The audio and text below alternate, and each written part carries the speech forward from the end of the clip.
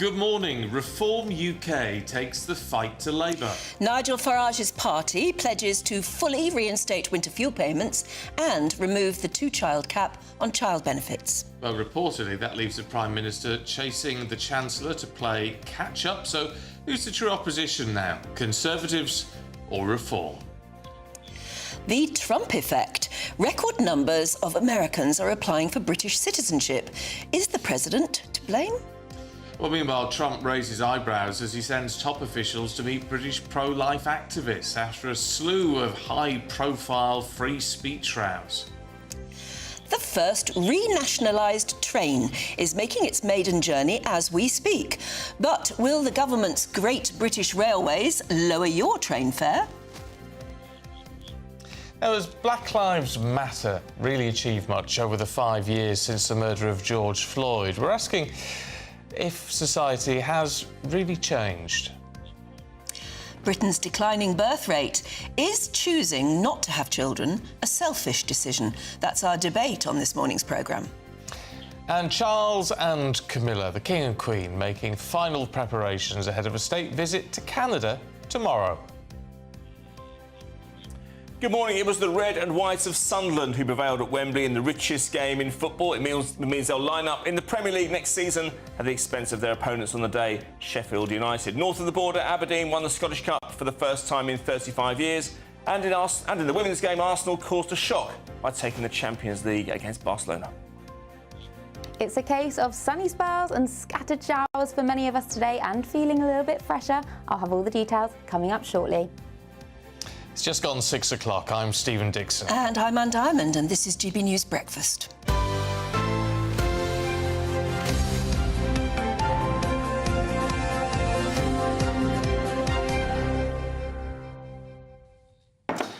Weirdly, I just saw in the papers this morning, I don't think it's her birthday, but it was just on about her career and her profile and things. Jane Fonda. Yes. 87. I know, and she looks incredible. Yeah, 87. 87. Yeah. Well, she's been around a very long time, you know, and she came from, obviously, a distinguished acting family as well. Indeed. So she's been on the world stage forever and ever.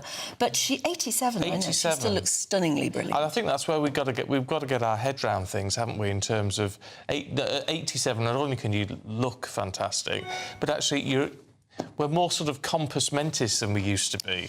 Yeah, I mean, she's had a lot of work done, and she admits that. And she, you know, she was terribly famous in the 80s for her Keep Fit videos. And she said she's had a lot of problems with her joints ever since. She overdid it, basically. She overdoes everything, actually. Is that the thing, then? So we need to not do all this keep fit? Well, you don't do as much as she did, I think. Yeah. But That's nevertheless... a great excuse not to do it, isn't it? Nevertheless, at 87, she does look utterly brilliant. She was on the red carpet in Cannes, and she looks stunning. Unbelievable. And what was lovely about it is, I mean, I know she's always been a big star, but as she was walking around for the cameras, they were all looking at her, and all these young starlets, you know, in their amazing outfits, were walking past, and nobody was taking photographs of them. It was all Jane Fonda. Good. Lovely. There's a lot to be said for getting older, and the fact we are more compos mentis. There's a lady I see at church, Rosemary, she must be 91 now, who is incredible, and she's so sharp. Yeah. And I said to her on Wednesday, I said, "Oh, you're just an inspiration to us, Rosemary." That's the most important thing. She said, "Oh, you've just got to keep going." Yeah. Well, I think that's you know, a lot of people have their little pet hobbies or whatever they say keeps their mind sharp. But the main thing is just to keep going. You know? Based on our pensions discussion yesterday, we're going to need to be 87. We're going to need to be sharp at that age. Well, we're going to be still working. Yeah, B&Q. Yeah, B&Q, why not? The glamorous ones are at B&Q. Yes. Yeah. Could be all us. Yeah. Well, that'd be hilarious if in another 20 years all three of us are working at B&Q. Oh, and there's one of the other papers I was looking at say, is it OK for middle-aged men to have a mane? A mane? Like a mullet? No, just long hair, really. Because Tom Cruise has been at the same event, obviously at Cannes, and he's got long hair. It goes right down here. Is it his, though? Well, it wouldn't be anyone else's. You wouldn't wear a wig, would you? It might be a wig or a weave, or they all do that. Even the fellas do that in the Hollywood stars. I don't know. So it might not be. I did see he looked very trendy. But it's Tom. I mean, how old is he now? About 63? He must be. Yeah. 63, 64, something like that. But it's a different. I mean, he doesn't look it, does he? No, he looks 50, maybe. He's been blessed with, young boy looks, hasn't he? Young boy looks and a very good surgeon. Yes, too, yeah. Clearly helps, doesn't it? But there you go. That's where we're going wrong. Mind you, he keeps fit, doesn't he? Because he does his stunt work does his and own everything. stunts, yeah. Well, Anyway, there you are. A long mane. I won't be growing a mane. No, I don't. You're already the I main don't man. think of it. You don't. Have you ever had long hair? Yeah, when I was a Oh, teenager. I think you showed me an embarrassing photograph once of you, didn't you? Yes. Quite long hair. What about you? Have you ever had Long hair. I showed you a picture earlier. Oh, earlier on, yeah. From 1993. He had curtains. Oh, really? Yeah. Oh, we'll have to see that. I'll dig it out a bit. Looked like he was in a pop band. What was the one you said? 911? 911. Never heard of him. Their lead singer had curtains. Did he? Back in the day. Terrible. Anyway, we better crack on at it with Nigel Farage, who doesn't have a mane of hair, but he is doing very well in the polls. He's set to launch what the Sunday papers are calling his biggest attack yet on the Prime Minister, vowing to scrap the two-child benefit cap and fully restore winter fuel payments to all pensioners. Yes, he's planning a major speech, and he's going to say he's going to take the fight, basically, to the Red Wall with new policies on welfare to win over traditional Labour voters. Well, that's after rumours of infighting in Labour, backbenchers and campaigners piling the pressure on the Chancellor to row back on welfare cuts or risk election defeat. Well, let's talk to former political advisor James Price, who's in the studio with us this morning. It's interesting to see that it's almost as though Keir Starmer has anticipated that Nigel Farage is going to make certain statements coming up, and he's trying to gain the advantage by sort of hinting that he's going to do the same thing first. Yeah, absolutely right. I find this quite disappointing in some ways. There's a lot about the reform platform I find really compelling, and I like an awful lot of the sensible, common sense stuff that they're talking about. And then they start talking about the economy these days and about spending, and it doesn't seem that we're necessarily living in the same real world. You just mentioned about pensions and the fact that people are going to have to work a lot longer. That's because finances for many, many decades, probably since, the 1990s, have been mismanaged by the two main parties, and we've got more debt and deficit spending than ever before. And whilst the two-child benefits cap and winter fuel payments is not going to break the bank on its own, this idea that you can just say, well, I'll match Labour's mad spending commitments and I'll go beyond them, it's not going to stack up. It's not going to work economically. And it worries me slightly that they're just going to say whatever they want to now, whatever they need to get into power. And is that going to make reforms sound more and more like normal, regular politicians? Oh, I'm intrigued, because I thought you'd support this, because a lot of people will be watching this and say, right, this is exactly what we need. It should never have been taken away in the first place, and we just need to cut other stuff to pay for it. I mean, Nigel has said he'll fund this. He's said how he'll fund it, and a lot of it is down to scrapping migrant hotels. Yeah, scrapping migrant hotels and I think foreign aid and DEI stuff. And look, no one watching GB News is dumb enough to like DEI stuff. I certainly don't. But it's not huge billions and billions and billions of pounds. They're going to have to get real if they want to get real about the scale of the problem that the economy has. Go and look across the water. You've had all this fanfare about Doge and Elon Musk trying to cut budgets there. Over the weekend and the last week or two, he has got really depressed. You can see it through his millions of X posts or Twitters or whatever they're called now, of just realising just how much politicians hate the idea of having to cut any spending whatsoever. It's always nice to be generous when it's other people's money, but when you actually got the purse strings, it's very, very difficult to try and make these things add up. And my concern for this is that in trying to go and destroy the Labour Party, which is something I would support, that Farage is going to overpromise things. And if they do then get into power, they're going to find that they're not able to do the radical reforms that they're going to need to sort the country out. Yes, but also, I mean, when Keir Starmer promises it, he is at least Prime Minister now and could do something straight away.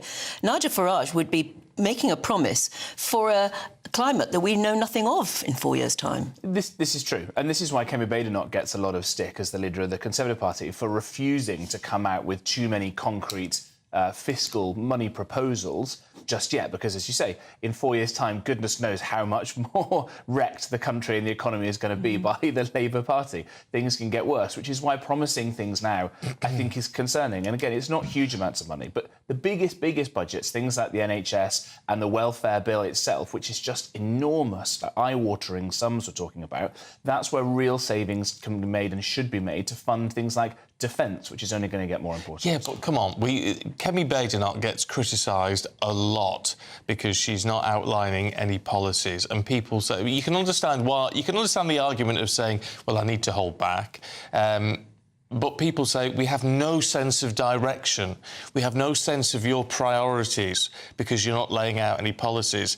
Nigel Farage is laying out policies, and we're saying, "Oh, well, you don't know what the economy's going to be like. You don't know what you're going to face in 4 years. So you can't win whatever you do." Yeah, that's a fair criticism. I think what I would say to that is that with someone like Farage now, just trying to promise the world makes me fear that they're becoming more professionalised, as they keep talking about. But that makes them sound more like regular politicians. And if they're trying that's inevitable, isn't it? Well, perhaps, but their point is they're supposed to be different. They're not supposed to be regular, horrible Westminster creatures like me and the rest of the politicians, but they're supposed to be. The problem, I suppose, is that trying to now appeal to people in the south and in the north in different ways and trying to promise everything to everybody. I fear that as time goes on, that's going to make it more difficult for them to have a proper coherent economic policy once they realise just how bad the books are inside the Treasury. In today's Sun on Sunday, there's a lot of beautiful pictures of Carrie Johnson and the new baby. But there is also a story that suggests that the Tories are absolutely fed up with Kemi Badenoch at the moment. She's just not doing enough. She's not grabbing the headlines. She doesn't seem to be doing... Oh, look, there's Boris. We're just showing a picture to those of you who are listening on the radio, showing a picture of Boris holding his 9th child. 9th, it'll be number 10 next. Well, that's the thing. Is it number 10 next? Because they're saying that the Tories are fed up with Kemi and that they are rallying around Boris and trying to persuade him to come back in the fold. What do you think of that? Well, it would be wrong of me to criticise Farage for promising the world and not being able to deliver and not level the same accusation at Boris. All that potential and the same exact problem happened. I think that if Boris were to try and come back, all that Nigel Farage and all that Keir Starmer would have to do would be to point to a chart on the wall where the immigration stats high. Boris then comes in and it gets way higher again because they took their eye off the ball, and this so-called Boris wave of recent arrivals of the lowest quality possible have come in, and all kinds of other problems. I do not think that Boris Johnson is the answer, and I think that the kind of muted response that has happened to these rumours of him coming back has been a lot more depressed than he would have hoped for. And I'm very happy for him and his big family, but I think the Conservative family might need a new head. If it's going to be not Kemi Badenoch, I don't think it should be Boris Johnson. Be exciting, though, wouldn't it? Absolutely. Great soap opera always, It would be soap opera. James, thanks very much indeed. See you later on. Yeah, I think there's a sense that you can't just keep going backwards. Oh, you would tell Winston Churchill that. Well, I know, he but... came back in, and Boris models himself on Winston Well, he Churchill. does. I know. I just sort of think... James makes a very good point. It's all about record, and it would damage the Tories in the sense that, they're going to point... All the problems that we've got now, they're going to point at how they got worse under Boris. Well, let us know what you think. And it's no good saying it's all down to Brexit. COVID. Oh, Lord. That's a Two things isn't it? Easy to mix up. But saying it's get it all down to COVID isn't going to wash anymore, is it? People aren't going to swallow that anymore. Yeah, but the Tories have got to find some excitement in there. Yeah. They've got to, they need to kick up the what's-it, don't they? But would Boris be able to stand up to Nigel Farage? Would it stop the Farage bandwagon? I don't know. It's interesting. there are a lot of people I know watching at the moment who are very pro-Boris, but have accepted that he's out of the game for the moment. But if he were to come back in, would that dissuade you from voting for Nigel? Oh, interesting. Let us know. gbnews.com/yoursay. OK, shall we move on? 13 minutes past 6. A record number of Americans have applied for British citizenship since President Trump took office in January. It's the highest surge since the numbers started to be counted back in 2004. Well, meanwhile, President Trump has reportedly sent US officials to meet pro-life activists here in the UK over concerns that freedom of speech is being curtailed. It's extraordinary, isn't it? It's also claimed they've met with senior Foreign Office figures and challenged Ofcom over concerns around the Online Safety Act. That all begs the question, should the President weigh in on British domestic policy? If he was the French President, we'd be going mad. Yeah, we would. Really would, wouldn't we? But do we let Trump in on that sort of thing? Let's get more with the Deputy Editor of The Spectator, Freddie Gray. A very good morning to you, Freddie. What do you think? Why is President Trump getting stuck into our politics? Well, I think this is something that his administration has been concerned about for some time. We remember J.D. Vance came over to Europe and gave that speech that got a lot of attention, in which he highlighted Britain in particular, Britain's worrying tendencies towards censorship and anti-free speech policies. And Marco Rubio, the Secretary of State, is concerned about it. It's State Department officials that have been talking to Britain about it. And also Elon Musk, who's maybe a bit out of the government at the moment, but he's particularly concerned about it. And he's concerned about the Online Safety Act, which is a British piece of legislation that a lot of American tech companies don't like.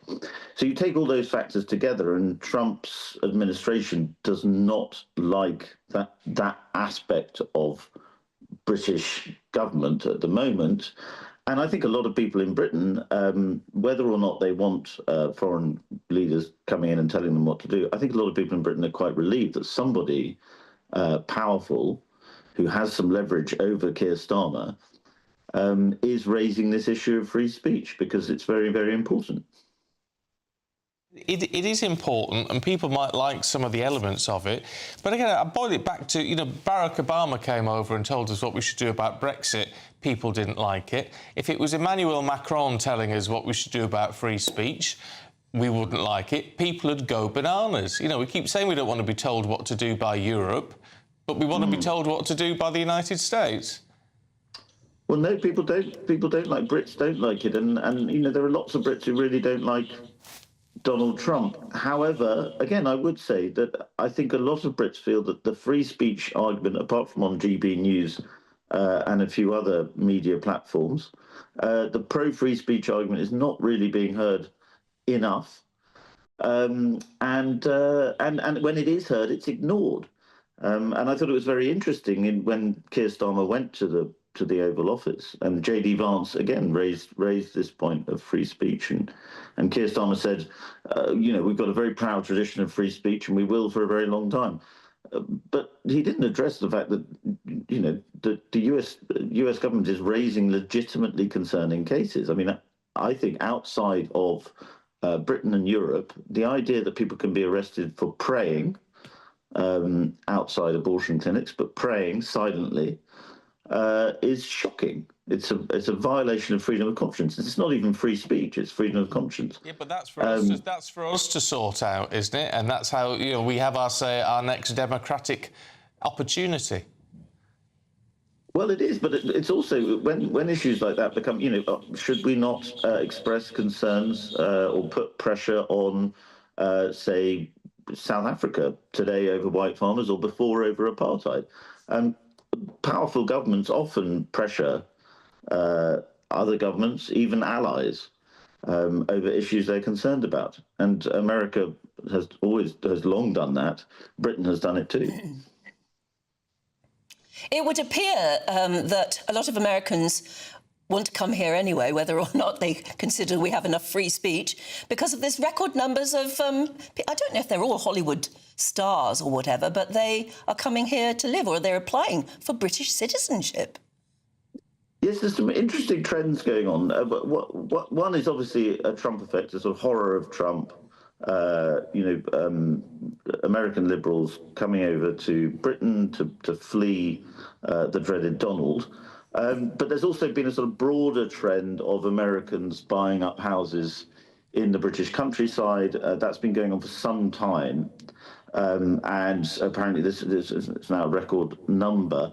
I think that you do have to take into account a counter trend that may be even bigger, which is Americans who just find the tax burden far too high in Britain are fleeing back to America in record numbers, and particularly as Trump is now cutting taxes. So I think, yes, there's a large number of Americans coming to Britain, again, possibly because they can't stand Donald Trump, but there is also a counter trend of a lot, even more Americans going back to America because they just find the tax burden too high, and they tend to be well-off Americans who actually pay quite a lot of money into the British tax system.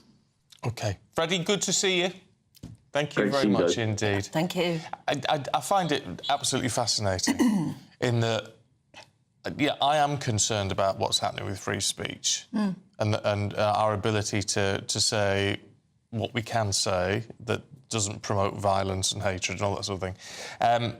But I don't like being told by anybody else what we should be doing. Oh, you resent the fact... Yeah, it does seem a bit odd that he is so concerned about our free speech. It's just we've gone on so much since, you know, the pre-2016, when the Brexit vote happened, about the importance of our own sovereignty and making our own decisions, and yet we do seem to now sort of take it on board that, well, we should really listen to what Donald Trump tells us to do.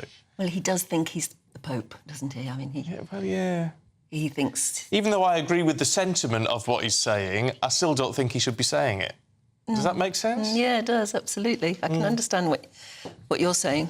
He doesn't care, though, does he? No, well... And anyway, it's good that you can say it. See? Well, this is true. This is true. Right, shall we have a look at some of the other headlines at 6:20? And Sir Alan Bates has accused the Post Office compensation scheme of shortchanging victims.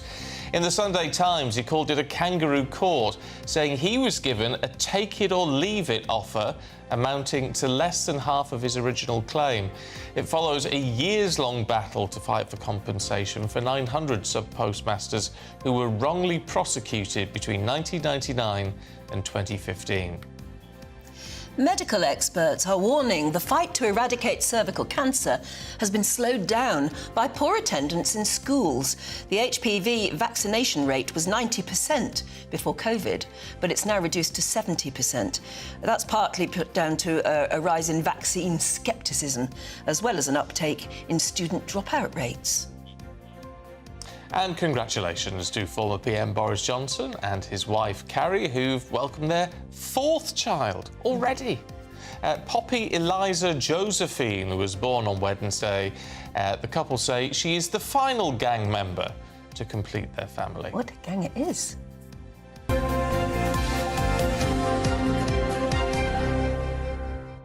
I couldn't believe it when I read it last night. No, I know. You think... I remember the first, maybe. And I sometimes think, yes, maybe they had a second. But fourth, they really got on with it, didn't they? They did. No messing about. No, absolutely. They're doing their bit for the population. Yeah. Which we need more babies. Apparently.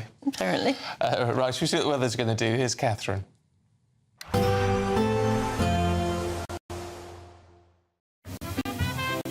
Heavy showers first thing will be followed by a warm, cosy day. Boxed boilers, sponsors of weather on GB News. Good morning and welcome to your GB News weather update from the Met Office. Well, it's a case of sunny spells and scattered blustery showers today, driest in the south and east, but feeling fresher for all of us. So there is some cloud and rain across the far southeast to start, but that will clear and then plenty of fine and dry weather is on the cards. But out towards the west, that's where we're going to see scattered showers. Some of these are going to be heavy, perhaps thundery, with some hail mixed in too, especially across Northern Ireland, northern parts of England and Scotland. Otherwise feeling fresher for all of us, but in the sunshine towards the far south and east, feeling pleasant highs of 22 degrees. So through Sunday evening then, we hold on to a lot of showers across Scotland with some strong and gusty winds out towards the west. We also hold on to some outbreaks of rain across Orkney and Shetland, gradually clearing. Similar picture across Northern Ireland with showers continuing through this evening, but there will be some late evening sunshine, especially across the far southeast of England through Sunday evening. And then as we go overnight, well, it's a similar picture. We'll see frequent showers pushing in many places across the south and east, staying driest for longest. But otherwise, temperatures, well, it's not going to fall too low tonight, but it will be feeling a little bit fresher to start Monday morning than recent days. So lows around 7 to 10 degrees. So as we start Monday morning, actually plenty of sunshine first thing across southeastern parts of England, but elsewhere it's a similar picture where we'll see a few showers just bubbling up. There will be some spells of rain across the far north of Scotland before more persistent rain edges in to Northern Ireland later through Bank Holiday Monday. Otherwise, temperatures similar. We'll see highs of up to 20 degrees, so feeling pleasant enough in any sunny spells. Bye-bye. There will be a light breeze in the morning, leading to a warm front. Boxed heat pumps, sponsors of weather on GB News. Well, it's still to come. Something happened in sport yesterday, quite big, I think, wasn't it? Yes. There's a lot to talk about. I'll find out what in a few moments, because Aidan McGee will be joining us. He'll know. He'll know, well, he should.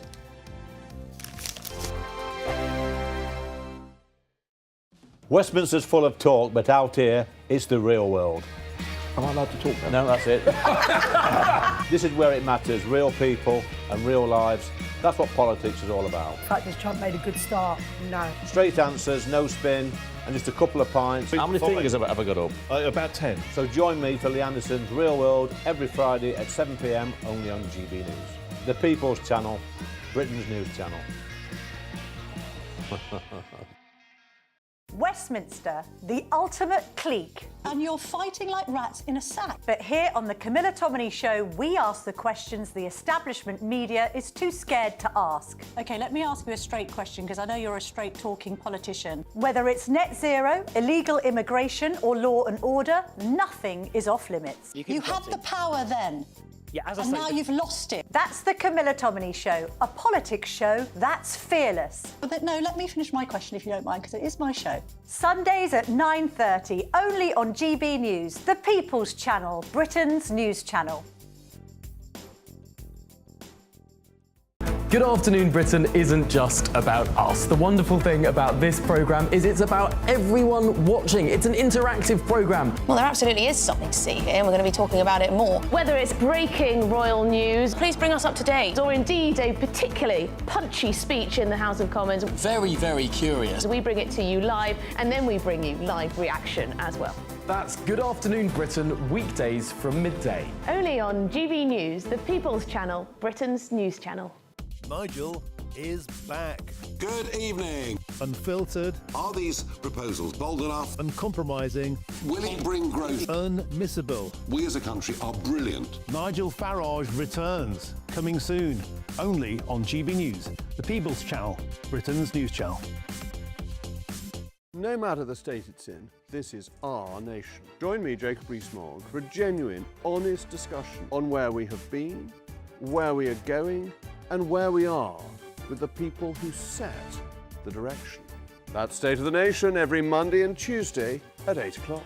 Only on GB News, the People's Channel. Headliners on GB News 11 p.m. every night. It's got 3 top comedians going through the next day's newspapers so you don't have to read them, which is great. That's a good point. He's lying. Maybe he's not lying. That's Headliners every night from 11 p.m. and 5 a.m. as well on GB News, Britain's news channel. What is the state of our economy? What is the state of our National Health Service? What is the state of our schools? What on earth is going on? Understanding Britain means understanding the state we are in. This is State of the Nation with me, Matt Goodwin, Wednesdays, Thursdays and Fridays from 8 p.m. on GB News. This is our country, and we think it's amazing. From high tea to the high street, we love it all. Even the rain. We like that too. There's nowhere else we'd rather be. That's why we're here to be the fearless champion of Britain, its voices and its values. Because we are GB News, the People's Channel, Britain's news channel.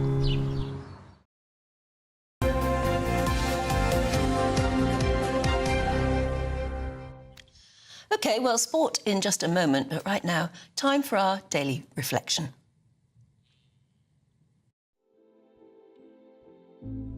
The GB News Daily Reflection. Hi, I'm Chris Tufnell, the Vicar of Uterbridge Parish Church. There are few things as comforting as arriving back at a happy family home, perhaps after a long time away. The smell of a family recipe cooking, the sound of familiar voices in the next room, the feeling as you flop into your favourite chair. To be truly home means peace, security, acceptance, love. Some are fortunate enough to experience something of that in this life. Some, of course, don't. But it's something every one of us longs for. The author C.S. Lewis, best known for the Narnia stories, once wrote, If I find in myself desires nothing in this world can satisfy, the only logical explanation is that I was made for another world. His reasoning depends on the assumption that our desires or longings are all there to drive us to a satisfaction that really exists. But does such a home as we long for really exist? The Christian response to that question is yes. After Jesus told his disciples he would die the next day, he said to them in John 14, "Do not let your hearts be troubled. My Father's house has many rooms. I am going to prepare a place for you." His disciples complained that they didn't know the way to his Father's house, this heavenly home. But they did. They did know the way.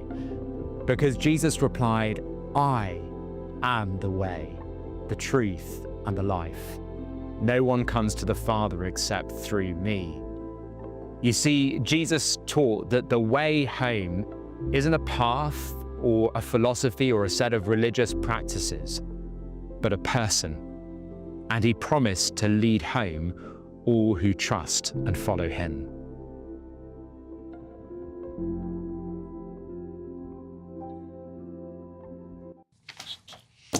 Right, shall we have a look at the sport? Aidan's here. Good morning, Mr. McGee. Shall we have a look at Sunderland? Yeah, because they were... You saw heads this morning? Well, yeah, I'd say on the Sheffield United side as well. I bumped into a Sheffield United fan last night. I just walked along the street. I'm not in the habit of just calling out and starting conversations with strangers, but I said, "How did you lose that?" And we both went over it, poured over the game for 5 minutes, and he looks a bit worse for wear, if I'm honest with you, but I don't blame him because they had complete control of that game up until probably 75 minutes. And then Sunderland made a couple of substitutions, and that's what top-level football's about. You have to, if things aren't going your way, you have to change the course of the game. And they brought on a couple of substitutes, and it made all the difference. Before we knew it, they turned the game round, Sunderland, and they were underdogs in this game, as I say. And if we look at Liverpool winning the Premier League. Now, all right, it's hard to think of Liverpool as underdogs, but they weren't favourites to win the Premier League. Manchester City were. Arsenal probably not far behind. You look at the FA Cup, Crystal Palace winning last week, Newcastle in the Carabao Cup, and yesterday followed the trend for that as well, because I just with Sunderland, they've not been in the Premier League for 8 years, which means they've not benefited from parachute payments. And Sheffield United were in the Premier League last season, so their budget would have been bloated slightly. And on the day, though, I heard it said in the week, yes, Sheffield United are much more experienced, but on big cup final days, you just never know. And so it proved. And there's a great story about the 19-year-old kid, Tom Watson, who got the winner. He actually joined Brighton 3 weeks ago, signed a pre-contract agreement with them. So he's no longer a Premier League player. No longer a Sheffield United player no longer a Sunderland player after yesterday. And he got some stick. It looks as if he was jumping ship. You see, it looks as if he didn't really fancy Sunderland's chances of going up. He was taken by Brighton. Big move for him as well, because they're already in the Premier League and they're established. And he took some stick from the supporters. He's only played 20-odd games, only scored 2 goals. And then what a parting gift to come off the bench when the pressure's on, to seize on a back pass by Kiefer Moore, the Sheffield United striker, and just guide a perfect shot inside that far post.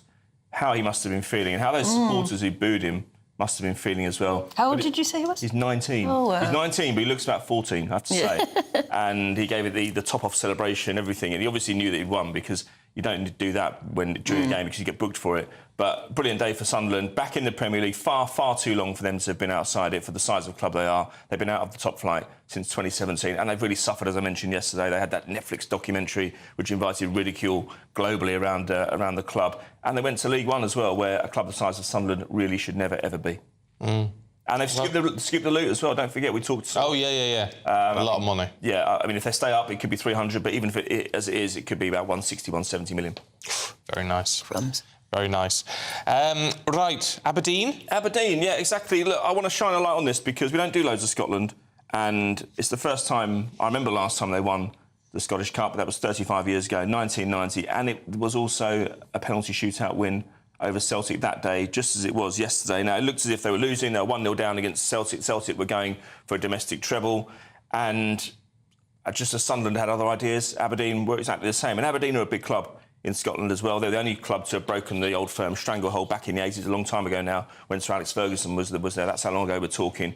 But it went to extra time, then went to penalties. It was Kasper Schmeichel who scored the own goal for Celtic late on to bring Aberdeen back into it. But the hero of the day was Dimitar Mitov, the Aberdeen goalkeeper, saving a penalty, and that gave Aberdeen, as I say, their first Scottish Cup win in 35 years. So congratulations. Yeah. We better have a look at the women. Without doubt. Look, this is important because Arsenal were there to make up the numbers in this Champions League final. They really were. They weren't given a hope against Barcelona. Arsenal were the only English team to have won the Champions League, but it was way back in 2007 when the women's game looked a hell of a lot different to what it looks now. It wasn't as competitive. And Barcelona are... the Champions League is the golden goose. Chelsea are dominant in this country in the domestic game, and they just cannot win the Champions League. They've won a domestic treble this season. It was Chelsea. They've had some big managers. A new manager now with Sonia Bonpasta succeeding Emma Hayes, and they still can't get the Champions League. In fact, they were humiliated against Barcelona. And then Arsenal, who are nowhere in the league, just went to Lisbon yesterday and pulled off an incredible shock. 15 minutes from time, Stina Blackstenius came off the bench and scored that winning goal against Barcelona. And VAR looked at it, but said it was absolutely fine. Arsenal walk away with the trophy. That was really unexpected. I don't know what odds you would have got on that, but well worth a mention today because they've achieved something very special. And it's when I say the last English team to win the Champions League was 18 years ago, that was Arsenal. That's how long we waited. Big day for them. Yeah, no, fantastic. Stina Blackstenius, it's a made-up surname. Is it? Yeah. How did you hear? What's that? It's her dad grew up on a farm called Blackster. Yeah. And her granddad was called Stan, and they put it together to Blackstenius. Right. So it's only her dad, her and her brother are the only three people in Sweden to have that surname. Do you want to sit in this seat? You may as well. Just saying. You've been taking part in a pub quiz or something? Yeah, it's just one of those things. I know some things, like that. Yeah. So it's sort of like, maybe you can just do that in Sweden. I don't know, make up a surname. You're one of these people who pretend to know nothing about football, but really you're indoors watching all the matches. No. Aidan, thanks very much indeed. Right, time to get excited now about the camper van. Well, you don't call it that, do you? No, it's not a camper van now, it's a motorhome. It's a motorhome, OK. Well, obviously, you want to win it. Here's how to take part in the competition. Someone is going to win the biggest prize package to date, and that someone could be you, driving away in this Elnag Baron 560 motorhome. It has plenty of room for your family of four, comes complete with kitchen, bathroom and all the space you'll need for life on the road. Plus, we'll also give you a further £5,000 in tax-free cash to spend however you like. For another chance to win the lot, text WIN to 63225. One entry costs £2.50 plus one standard network rate message, or text BONUS to 63225. 5 entries cost £5 plus one standard network rate message. Go to gbnews.com/win. Entry start at £2.50. Call 0903 686 3232. Calls cost £2.50 plus your network access charge. Or post your name and number to GB13 PO Box 8690 Derby DE1 9TT. UK only. Entrance must be 18 or over. Lines close at 4 p.m. on the 6th of June. Please check the closing time if listening or watching on demand. Good luck. Yeah, best of luck. Still to come, we're going to see what's in the papers with Charlie Rowley and Kevin Craig. That's next.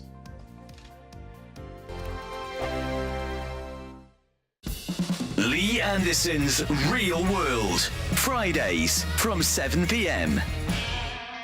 My mum booted me out. She kicked me out. I was 15 going on 16. Yeah. And she'd had enough. And, I think she, like lots of parents, have their own issues as well. And I slept on the streets of Manchester for 12 months, which is, was sort of an experience in itself. Regular occurrence, being beaten up, being urinated on, getting ill, feeling horrible. And someone took me in at first, and so I was essentially groomed into a gang that, were involved in nefarious means. And it was similar. It wasn't drugs, but it was similar to sort of the stuff you hear about county lines, where I was essentially a bit of a stooge, bit of a runner. Here, go and do us a favour and we'll put a roof over your head. That then I fled that eventually after, I think, close to a year. And it all come crumbling down. A few months later, there was phone calls from the police. You need to come in, otherwise we're going to arrest you. When did you change? I thought, I'm trying to find a bit of part-time work to get by around college. And they said, well, the thing is, it's the law. We've got to be careful about data protection. And in my sort of naive mind at the time, I thought, right, I'm going to write to my MP. They can change the law. They're going to do it. We're going to, Good luck with that. This. Yeah, quite. I know now the difference. So in the end, I've always been a bit creative and a bit of a talker, as you'll know. Yeah. I thought, no, I'm going to interview my MP. I thought, no, actually, I'm going to interview MPs, plural. So I went round the country, essentially knocking on doors with a letter, explaining my situation, going, this isn't right. So I interviewed Jonathan Aitken, former Tory Cabinet Minister. Andy Burnham took me under his wing because I had a bit of a go at him and said, you've agreed with me for the last 45 minutes of this interview. What have you done about it? Yeah. And he said, I like your attitude. Why don't you come and shadow me in Westminster? GB News, the People's Channel. From the school run to the home run, watch a new show for all of Britain. He can say whatever he wants. A straight-talking show where all voices are heard. And, you know, when are we going to stop talking about smashing the gangs and actually do it? With the stories that matter from every part of our country. There's a bit of a crash landing there for your Chancellor. Bold, fearless and standing up for you. That's me, Martin Daubney, 3 p.m. till 6 p.m, weekdays, here only on GB News. The People's Channel, Britain's news channel. It's Patrick Christie's Tonight, and here we do things differently. It's explaining the absolute madness of this, doesn't it? It's explosive. I mean, this is very good. It's lively. 850. Your government sat there, Sean, and he did nothing. It's controversial. And the Middle East has been in turmoil since before I was born. It's everything you need to kickstart your evening. Everyone's had their Weetabix tonight. I love to see it. That's Patrick Christie's Tonight, weeknights from 9 p.m. Only on GB News, the People's Channel, Britain's news channel.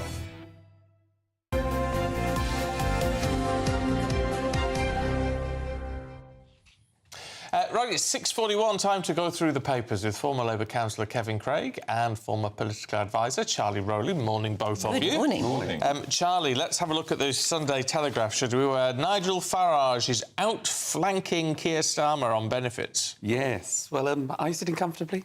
Yes, thank you. So we'll begin. Because Nigel Farage has taken... Don't tempt fate, Charlie. He's taken this week, I think...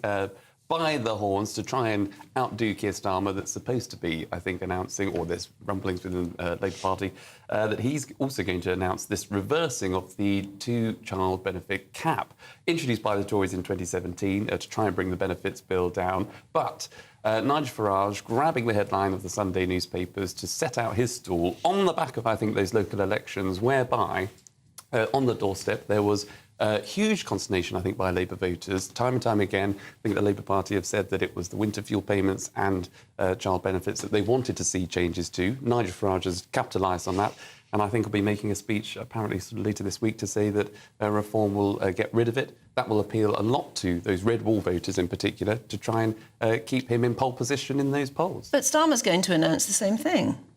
He may well... By the sound of it. By the sounds of things. There seems to be within the column inches some maybe rifts with his Chief of Staff, Morgan McSweeney, and whether the Chancellor has signed it off altogether. Will it be a variation or not? We'll have to wait and see. But I think what's telling is that if they are going to do that, the fact that it seems at the minute that Nigel Farage has come out first, that he's still leading the news agenda, he's still leading on what the public want. If you do it after that, or if you seem to be having to be moved by Nigel Farage, then people will just look to him to say, well, he may as well be in charge. He's good at playing politics. Yeah, do you know, you were inside my mind just then, actually, Stephen. It's an example of how difficult being in government is for the Labour Party.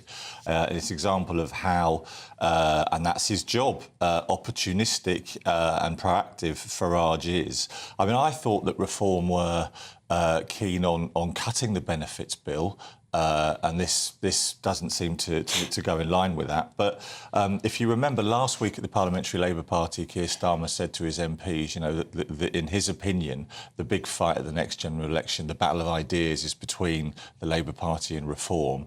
I think in terms of his ability to cut through to the media, Farage is leaving the leader of the Conservative Party in his wake at the minute. And I think you are right that Farage is good at politics, and Labour's job is to actually say, well, hang on, how is this consistent with the rest of your platform? How are we going to pay for all this? And a reminder that 1 year in, governing is really difficult, and And as the election battering that the Labour Party got showed, it's hard to bring change quickly enough for people, and that's the challenge at the minute. It's very hard being the government at the moment when there are things that need to be done. I mean, they've said it themselves, that aren't very Labourish. Yeah, and you know. And so, I mean, clearly there's disquiet bubbling under in his own front bench, Starmer's own front bench. Yeah, I don't know about the front bench, Anne. You might have insight there that I haven't. But I was with Labour MPs in the last week, and some of them had signed this letter of 100. They've kept their name private, and they are very unhappy with aspects of reform to disability benefits. I think, having also stood for Labour twice at a parliamentary level, one of the reasons Labour got in was people trusted him on the economy, and one of the big things was to spend money wisely. And in that, I mean, how far have we moved in a year? The discussions that influenced the last general election are history. Yeah. You know, it's just wild. Yeah. All right, we're going to leave it there, gents, just to take a short break. We'll be back with these two in just a moment. But first, let's have a look at the top European hotspots. Ready to soak up that holiday sunshine? Won't we need some cover? No worries. All sorted. All Clear Travel Insurance sponsors GB News Travel Destinations Forecast.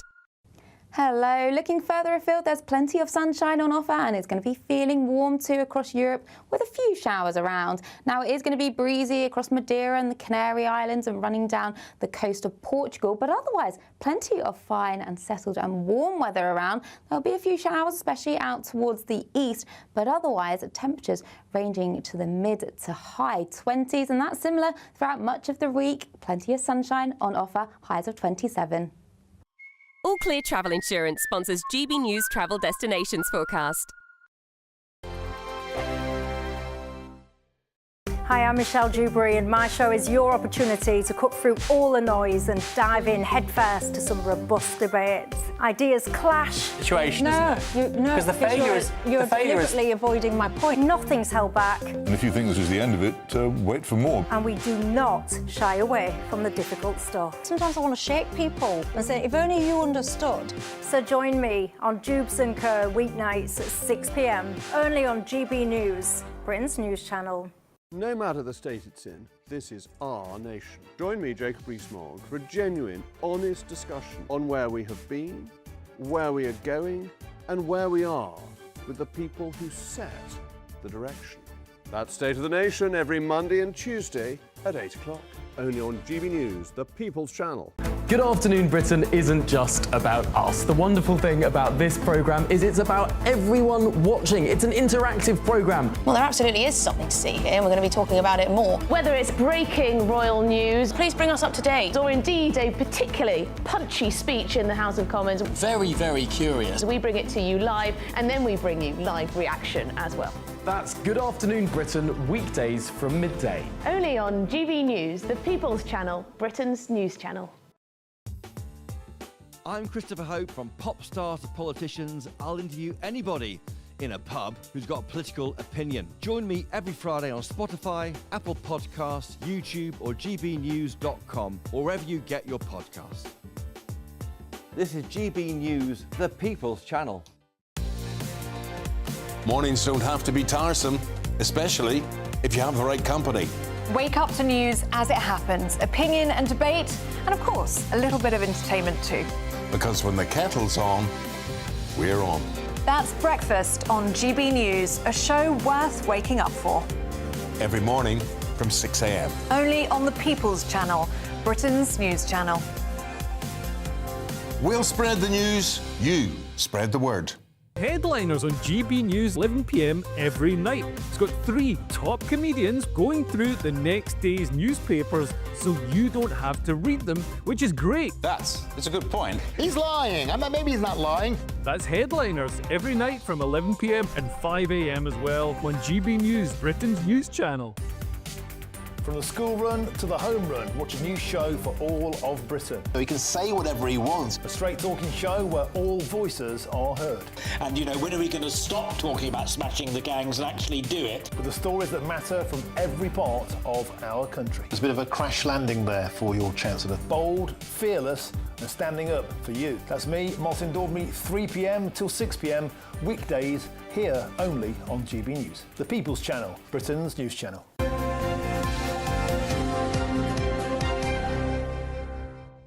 All right, 6:49, Kevin and Charlie taking us through the papers. Kevin, Mr Bates versus the bureaucrats in the Sunday Times. This makes you so cross, doesn't it? Well, it does, and it shows there's a front-page story about Sir Alan Bates, who everyone knows. He's the man primarily responsible for getting justice for postmasters and mistresses across the country. And so we all thought it was sorted and that a deal had been agreed. Anyway, he's clearly not happy with the pace of change and also how the compensation has been promised, and he has gone ballistic, really, and quite nuclear across the front page of the Times. Good.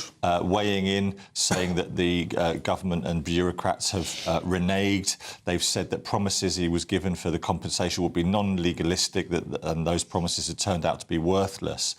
And I think when you dig deeper into this article, there's some very the words that come from the government side are designed to be very reassuring and assuage his fears. But you can't really mess with Sir Alan, so I've no doubt that this is going to focus minds inside government. Why don't they just all this stuff about being, you know, they've had to put in claims and then they're offered stuff which is much less than the 50%. Why is no one just putting their hand in their pocket and paying? That's what we assumed was going to happen. And I think we were more or less promised that would happen. But he himself has been offered less than 50% of what he's owed, and he's been told now to take it or leave it. Mm. Yeah, I mean, that's no way... It's a disgrace. It's disgraceful, isn't it? Totally. And what is so irritating about this is that the people that will be signing it off will be probably the same civil servants that were overseeing the post office back in the day, when, you know, it goes back when Ed Davey got it in the neck because he was the post office minister at one point. But all these civil servants, they're the same people. They're probably telling ministers or telling, that's the package, that's what it needs, and they're just signing it off. There needs to be political oversight. I think a political override to say, no, for too long that they've suffered, that's why they're getting what they need to get, which is what Alan Bates wants. And that's a very good point, just to finish, because I do hear a lot from political Labour people that, you know, even since going into government, at times the civil service is hard to get responding like human beings. And this feels like an example, which inevitably will be overturned because that's what Sir Alan's campaigns lead to. Yeah. Yeah, well, let's but he shouldn't still have to fight, should he? I mean, for heaven's sake. And it's the same with the infected blood inquiry. Yes, because, you know, far too long, people still waiting for compensation. They're waiting and they're dying. Exactly. And not getting what they're due, and it's appalling. In the Sunday Telegraph, Charlie, as if the fishing row wasn't bad enough as it is, now the French Navy is seizing British boats. Exactly. I mean, the double standards, as it's displayed in the front page of the Telegraph, a UK shipping little dinghy boat going fishing called Lady T. Can you believe it?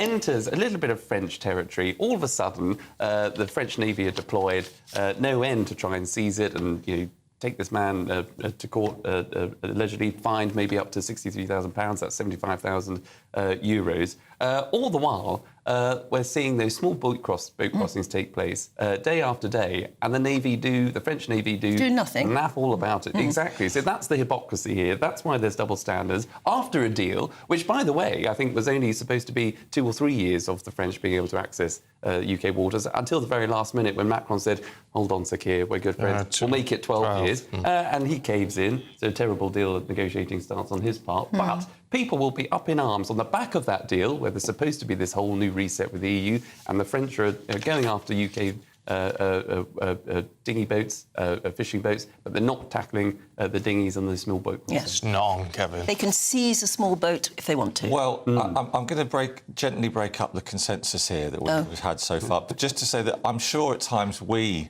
seize French fishing boats that are overfishing in our bits. But I do agree that... We certainly will now. And they're probably going to be called Le Bateau Mitterrand and all sorts. But it is the optics of the story are a gift to those who are rightly continuing to focus on the ineffectiveness of many of the operations in terms of small boats. So, I think both sides do seize boats that break the rules, but I can see why this is a Telegraph front page, because it's got all the ingredients. Yeah, it's just... I mean, it's one of those things. Would it have ever made the front pages? Probably not, apart from the fact it's just within the context of everything that's going on at the moment, because they overfished a few whelks. Come on. Whelks. Come on, I bet the French don't even eat whelks. Well, but it's on the back of that EU deal, isn't it? And Farage as well, right high in the polls. All right. You two, thanks very much indeed. We'll see you later. Let's find out about the weather.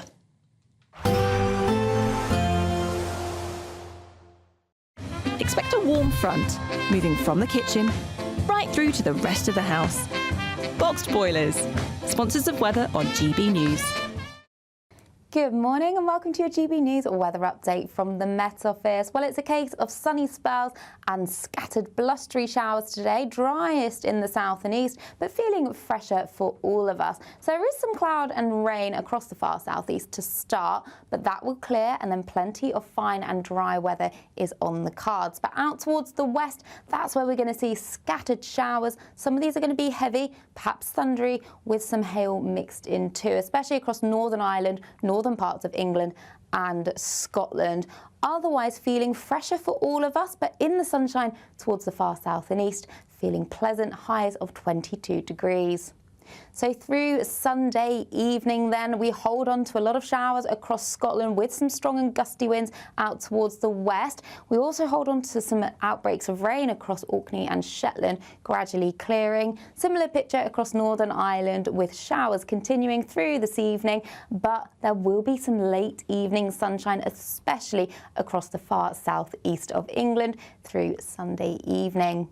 And then as we go overnight, well, it's a similar picture. We'll see frequent showers pushing in many places across the south and east, staying driest for longest. But otherwise, temperatures, well, it's not going to fall too low tonight, but it will be feeling a little bit fresher to start Monday morning than recent days. So lows around 7 to 10 degrees. So as we start Monday morning, actually plenty of sunshine first thing across southeastern parts of England, but elsewhere it's a similar picture where we'll see a few showers just bubbling up. There will be some spells of rain across the far north of Scotland before more persistent rain edges in to Northern Ireland later through Bank Holiday Monday. Otherwise, temperatures similar. We'll see highs of up to 20 degrees, so feeling pleasant enough in any sunny spells. Bye-bye. A positive outlook through the night will power through to a bright day ahead. Boxed Home Battery Storage, sponsors of weather on GB News.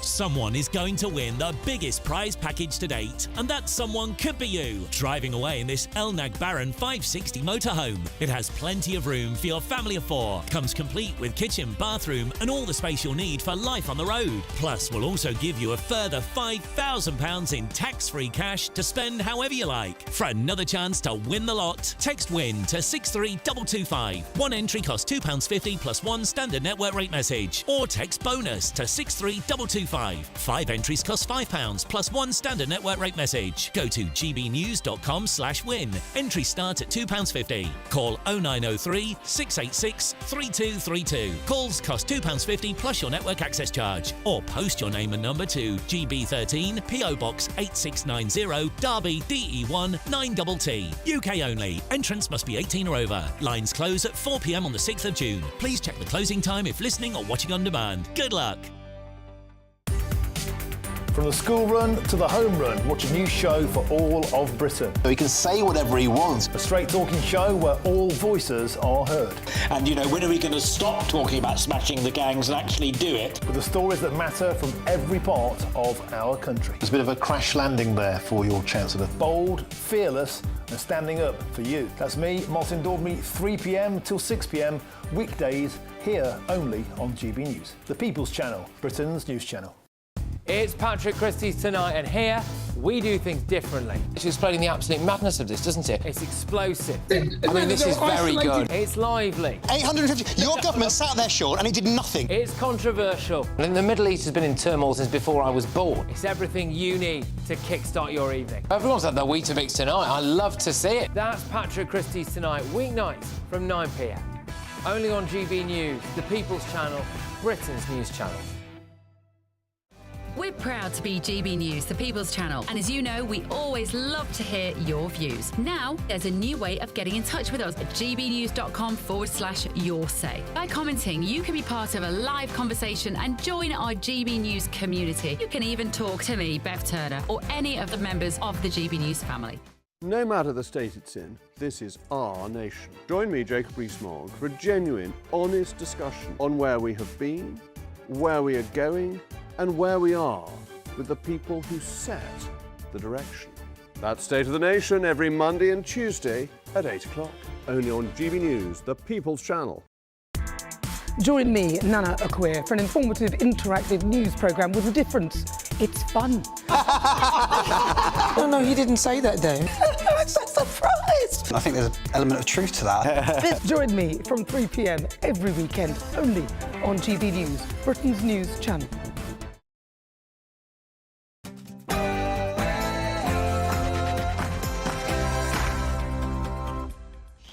Good morning. Reform UK takes the fight to Labour. Nigel Farage's party pledges to fully reinstate the winter fuel payments and scrap the child benefit cap. Well, does that leave the Prime Minister chasing the Chancellor to play catch-up? And it also begs the question, who is the opposition now? Is it the Conservatives or is it Reform? The Trump effect. Apparently, record numbers of Americans are applying for British citizenship. Is it all down to the president? Meanwhile, he's raising eyebrows as he sends top officials to meet British pro-life activists after a slew of high-profile free speech rows. The first renationalised train is making its maiden voyage as we speak. But will the government's Great British Railways lower your train fare? Also going to be looking at Black Lives Matter today. It's 5 years since the murder of George Floyd. Has BLM had a great deal of impact? And then there's Britain's declining birth rate. So we're asking, is choosing not to have children selfish? That's our debate on this morning's programme. The King and Queen are making preparations ahead of a state visit to Canada tomorrow. It's the final round of Premier League fixtures this afternoon, with Champions League places still up for grabs. We'll look at all the permutations. There's also the Monaco Grand Prix to look ahead to, and we'll find out what's troubling Emma Raducanu ahead of the French Open. It's a case of sunny spells and scattered showers for many of us today, and feeling a little bit fresher. I'll have all the details coming up shortly. It's just gone 7 o'clock. I'm Stephen Dixon. And I'm Anne Diamond, and this is GB News Breakfast.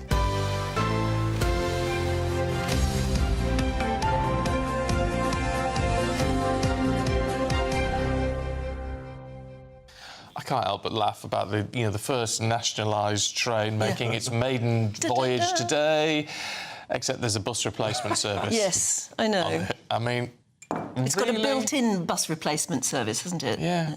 I mean, surely you would organise things to be better than that. I mean, it's just crazy. I was in Japan once a few years ago. They were talking about the 40th anniversary of the Shinkansen, which is the bullet train. The bullet train. Yeah, and it turned up departed 2 minutes late, and it was a national embarrassment. Yeah. That's an on-time train over here, isn't it? Yeah. Well, you're lucky. You wouldn't think about 2 minutes, would you? Why have we let our railways go so badly when we sort of accept it? We do, but then again, it's why, I mean, you've got to be of an age, haven't you? Because it's like a lot of people saying, well, the trains are dreadful, so we need to renationalise them, and lots of people applaud it, unless you remember when it was nationalised last time and they were terrible. Yeah, I mean, they were really bad. But that's no argument for not renationalising them. I think renationalise them only better. Why can't we nationalise something well? The problem is when you nationalise something, it doesn't seem to become very efficient. And things like the rolling stock was terrible, and they were constantly like, oh yeah. Yes, But privatising them didn't help much either, did it? No, privatisation works when you've got competition. There just isn't enough competition on those lines. You're lucky. I mean, if you go to Birmingham or Manchester, you've maybe got a choice of 2 operators, but that's all. And they're open to price-fixing, cartels and whatever else happens. Yeah. Yes, but we're Britain, for heaven's sake. We should be able to run a rail service, I say. We should. I don't know what the answer is. I mean, let's hope this nationalisation works. Let's hope it does. But I just, just a bit tarred by last time. Yeah. But we shall see. We shall see. Anyway, talking about just shaking things up in politics, Nigel Farage is going to launch what the papers today are calling his biggest attack yet on the Prime Minister. He's promising that he will scrap the 2-child benefit cap and fully restore winter fuel payments to all pensioners. All pensioners, that's interesting. In a major speech, he's going to take the fight to the Red Wall, he says, with new policies on welfare to win over traditional Labour voters. Of course, there's lots of infighting in Labour, loads of rumours, backbenchers and campaigners piling the pressure on the Chancellor to row back on welfare cuts or, they think, risk election defeat. Let's talk to former political advisor James Price, who's still with us. If I were Rachel Reeves, I don't know whether I'd be proud to call myself the first woman Chancellor anymore, because she's got... I mean, she must have so many requests for money, and yet she has taken this firm position that she's not going to raise taxes, etc. What on it? She must be pulling her hair out. It's not a great job right now for her, is it? It's awful. And let's remember, of course, that all the people that want her to be sacked, she's the best they've got, right? That woman has more private sector experience than I think the rest of that cabinet put together. I mean, it's half as much as she claimed that she had on her CV, but it's still more than the best, and she's probably the best person they've got at trying desperately to make the sums add up. And as you say, it's a thankless job being Chancellor, because every other one of your colleagues around the cabinet table is coming to you saying, no, I really do need the money for this. No, this really is important. And you have got to hold the line. At the same time... Angela Rayner, for one, is apparently giving her a very hard time. I mean, I think the way that Angela Rayner is behaving, even for her own standards, is pretty poor. Sending over a list of, well, this is all the stuff that I would do if I had your job. And then, funny enough, it got leaked straight away. Well. And it was all a load of wealth-damaging and growth-damaging policies that were designed to just appeal to the hard left only. I don't think any of that stuff would work at all. Yeah, but, I mean, within all of this, is Nigel... I mean, he's doing himself a lot of favours in terms of people saying, there would be more money for pensioners, more money for families. But are they sensible policies? I mean, in terms of the 2-child benefit cap, for example, I know it causes a lot of hoo-ha, but should it be undone? Well, I didn't realise that it was now a reform policy that you should be able to have as many children as you want and have other people pay for them, which is what lifting this cap would be. Right? I'm all for there being more British people in the world, and we definitely do have a problem across actually most of the world with falling birth rates. But you do think that perhaps there should be some level of responsibility, and if you have children, you should be able to pay for them. And I think if you took the temperature of our viewers, many of whom are very pro-reform, they would say the same thing. They would say, only have as many children as you can afford. Let's be sensible about things.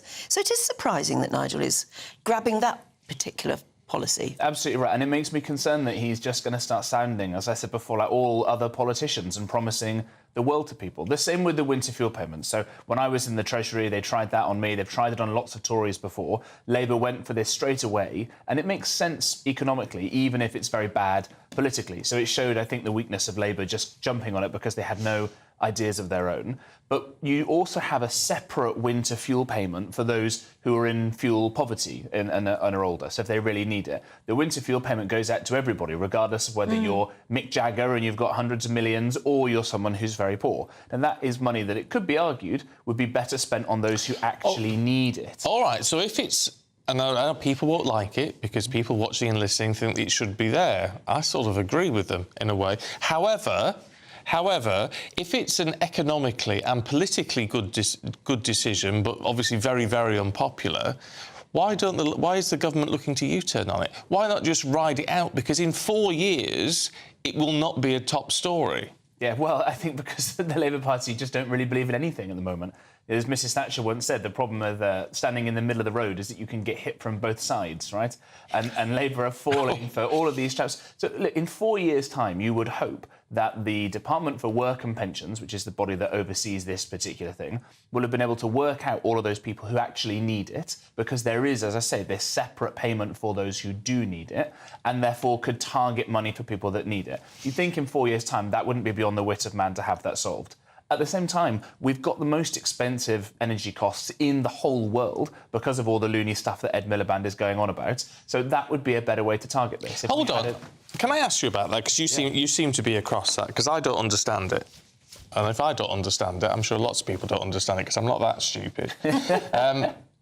Why is it? Because we're told that, and we hear it all the time, that energy prices are driven by the international market. So there's a lot we can't do about energy prices, because there are international prices for gas and oil and all this sort of thing, and that generates electricity, etc., etc.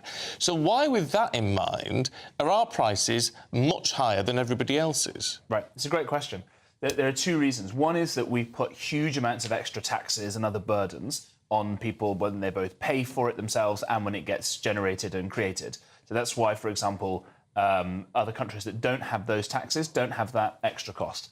The other factor is that we don't produce nearly as much energy in Britain as we could do in all kinds of different ways. So we've been reducing the amount of North Sea oil. We don't have as many nuclear power stations as France does. We've banned fracking, which in America has turned America from a country that needs to be nice to dictators in the Middle East to get their oil into a country that is exporting energy. It's the world's #1 exporter of energy because it does loads of fracking and it makes people very rich there. So because we don't do all of that energy generation ourselves, we don't have as much supply. When you don't have as much supply, cost goes up. So the things that we could do would be to stop taxing these things, certainly, and stop making it so difficult, to have more economic growth in general so we could pay for more energy and to allow more production. My favourite for this would be cool next-generation nuclear. You could have these things called small modular reactors that are starting to be developed. You'd have lots and lots of little ones all around the place, so they wouldn't be as expensive to build, wouldn't be as difficult to get going. And look, we've been putting them on, like, tiny submarines for a long time, so we know we can make this technology very small.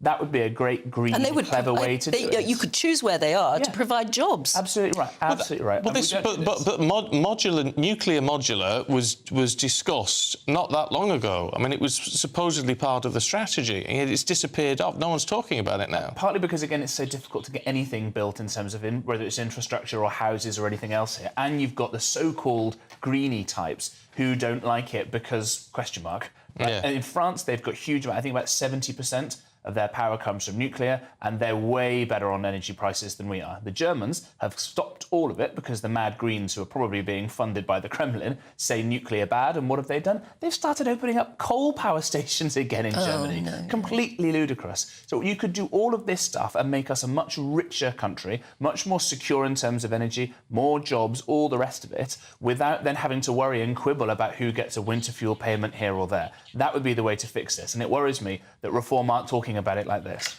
Yeah, OK. Lovely. Thank you very much indeed, James. Right, a record number of Americans have applied to live in Britain since President Trump took office in January, the highest surge on record. Meanwhile, President Trump has reportedly sent officials to meet pro-life activists here in the UK over his concerns that freedom of speech is being curtailed. It's also claimed they met with senior Foreign Office staff to discuss the Online Safety Act. But is President Trump overstepping by weighing in on our domestic policies? Let's talk to spokesperson for Republican Overseas UK, Jennifer Ewing. Jennifer, morning to you. Are we seeing a wave of people heading over from the States, desperate to be British, get away from Trump? It's funny, when I first saw this story, I realized I live in a bubble, because most of the Americans that I know that have been living here are leaving and going back to the U.S. But since I probably exist among some bias and Republicans overseas, and many of my friends, who had lived here were concerned about the inheritance tax and that sort of thing, were going back to the States. But the numbers are the numbers, and you're right.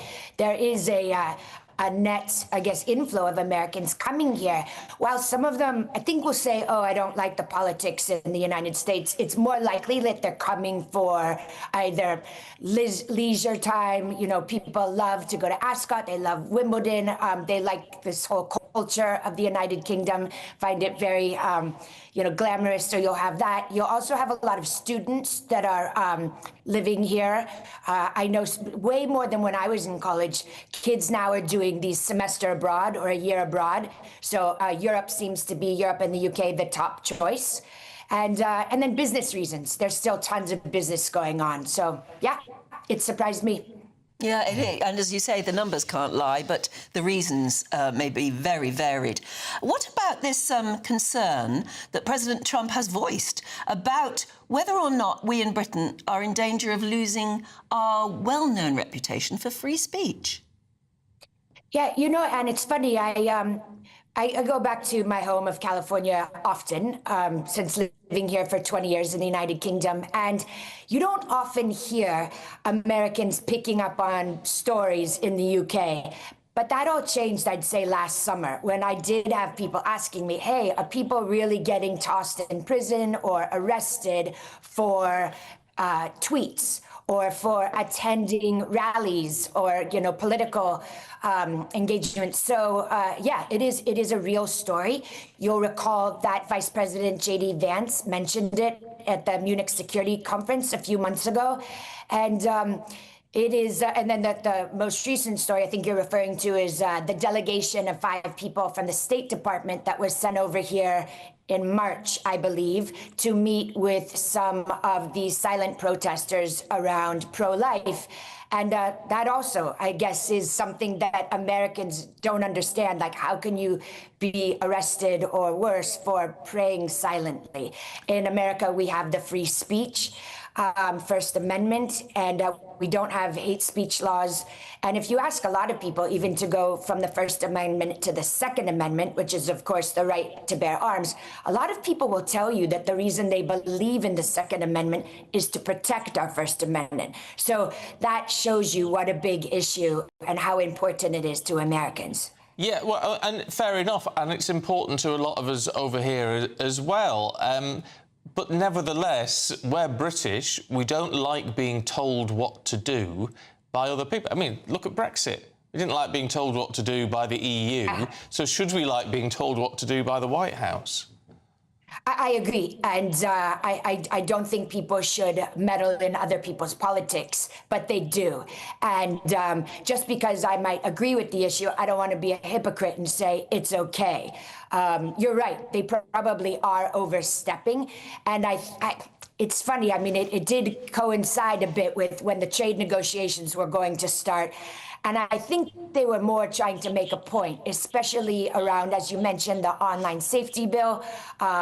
They were really trying to get some tax relief for some of the digital taxes that I know has not come. So I think it's being used, one, because they believe it, but two, as a subtle sort of implication that this could affect the tariff negotiations. OK, Jennifer, really good to see you. Thank you very much indeed. Thank you. Yeah. I like Jennifer. Yes, me too. Yeah. She's got a very direct but plain way of speaking. Yeah, even if she's, you know, you can, as I often say, it doesn't matter. You can agree or disagree with people as long as you can have an upfront conversation. Yeah. We should go to the pub with Jennifer. Yeah, I'll bet she'd be very good, wouldn't she? She'd be great down the pub. Yeah. Yeah. I bet she'd tell a few stories that she couldn't tell on air. Yeah, I'll buy the peanuts. OK. You buy the pints. OK. Oh, dear. Right, shall we move on to other news stories coming into the newsroom this morning? And this will get you going, because it gets me going. So Alan Bates has accused the Post Office compensation scheme of shortchanging victims. He's writing today in the Sunday Times, and he called it a kangaroo court, saying he was given a take-it-or-leave-it offer amounting to less than half of his original claim. It follows, as you know, a years-long battle to fight for compensation after 900 sub-postmasters were wrongly prosecuted between 1999 and 2015, and money taken off them as well, which still hasn't been returned. Medical experts warning the fight to eradicate cervical cancer has been slowed down because of poor school attendance. The HPV vaccination rate was 90% before the pandemic. It's now dropped to 70%, partly down to vaccine scepticism, apparently, as well as student dropout rates. And congratulations to the former Prime Minister Boris Johnson and his wife Carrie, who have now welcomed their 4th child together. She's Poppy Eliza Josephine Johnson, and she was born on Wednesday, and the couple say she is the final gang member. That's it, Carrie says, to complete their family.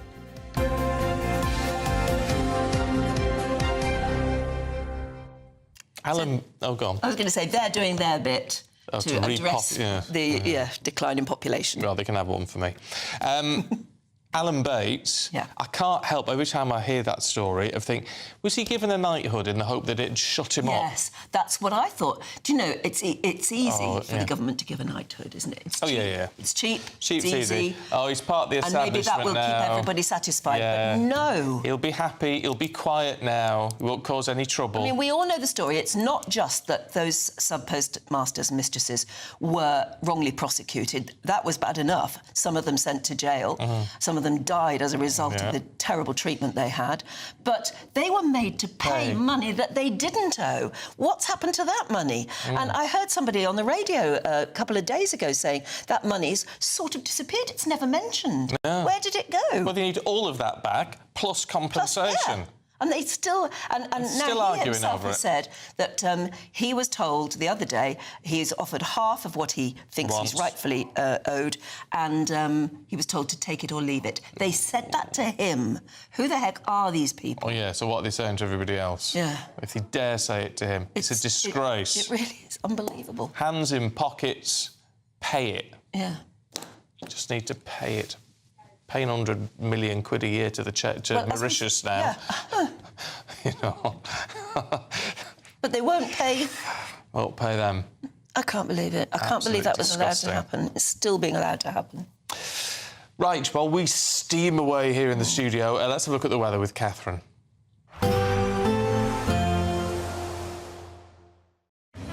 Even though we'll see a cloudy start, it'll be a bright outlook for the rest of the day.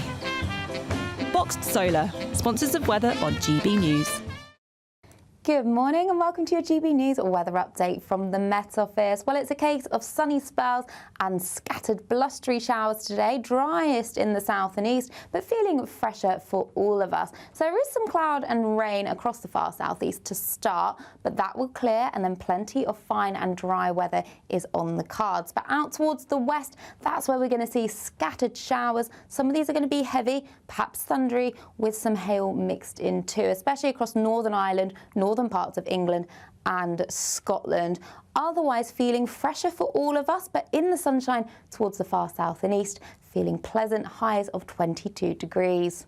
So through Sunday evening then, we hold on to a lot of showers across Scotland with some strong and gusty winds out towards the west. We also hold on to some outbreaks of rain across Orkney and Shetland, gradually clearing. Similar picture across Northern Ireland with showers continuing through this evening, but there will be some late evening sunshine, especially across the far southeast of England through Sunday evening.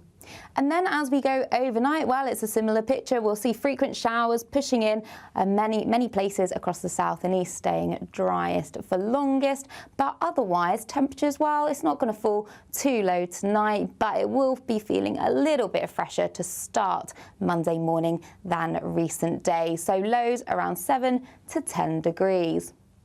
So as we start Monday morning, actually plenty of sunshine first thing across southeastern parts of England, but elsewhere it's a similar picture where we'll see a few showers just bubbling up. There will be some spells of rain across the far north of Scotland before more persistent rain edges in to Northern Ireland later through Bank Holiday Monday.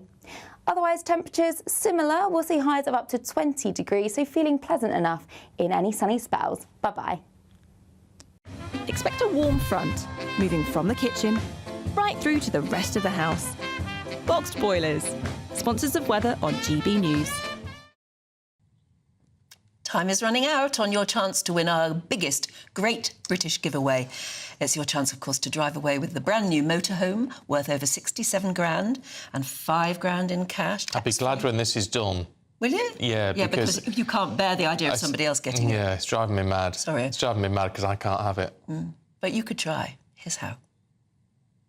You could be driving away with this brand new Elnag Baron 560 motorhome. It comfortably sleeps 4, comes with sky roof, integrated kitchen and bathroom, and is worth over £67,000. And that's not all, as we'll also give you a further £5,000 in tax-free cash to make sure that wherever this motorhome takes you, it takes you there in style. For another chance to win the lot, text WIN to 63225. One entry costs £2.50 plus one standard network rate message. Or text BONUS to 63225. 5 entries cost £5 plus one standard network rate message. Go to gbnews.com/win. Entry start at £2.50. Call 0903 686 3232. Calls cost £2.50 plus your network access charge. Or post your name and number to GB13 PO Box 8690 Derby DE1 9TT. UK only. Entrance must be 18 or over. Lines close at 4 p.m. on the 6th of June. Please check the closing time if listening or watching on demand. Good luck.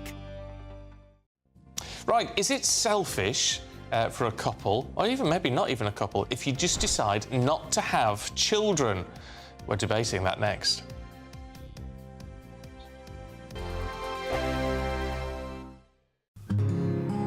This is our country, and we think it's amazing. From high tea to the high street, we love it all. Even the rain, we like that too. There's nowhere else we'd rather be. That's why we're here to be the fearless champion of Britain, its voices and its values. Because we are GB News, the People's Channel, Britain's news channel. Good afternoon, Britain. Weekdays from midday. There's been a bit of relief for the Chancellor Rachel Reeves because new stats show the economy grew more than expected in the first 3 months of this year by a whole 0.7%. But could the UK's car industry be about to take another blow? Yes, because there are fears today over the future of Japanese car maker Nissan's Sunderland plant, which currently employs 6,000 people. Is the cornerstone of the economy here in the northeast. It's not yet known which factories will be affected by these cuts. Nissan say that they need to make £2 billion in savings. That comes off the back of 2024 figures showing that the company made losses of £3.4 billion. The North East Combined Authority have said that it'll be here for a long time to come. The local MP Lewis Atkinson also spoke to GB News. He said that Sunderland's one of the most efficient car plants in the world and that he's confident that Sunderland will continue to produce cars. We know as well that Nissan's president and CEO Ivan Espinosa did offer some reassurance as well about the plant's future. He said in Europe we will strengthen our presence by assembling more electrified vehicles in Sunderland, utilising our relationship with Renault.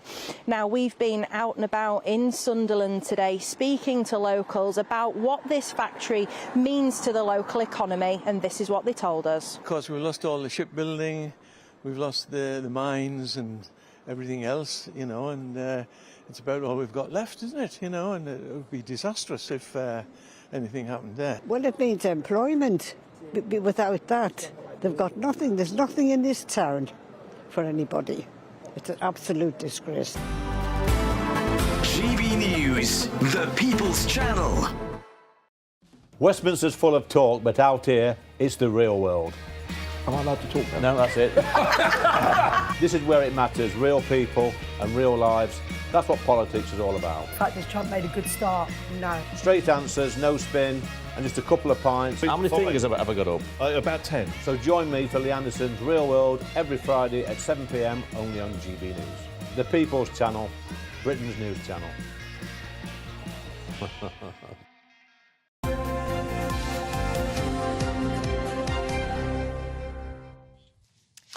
Now, 7:27, does a life without children sound enticing?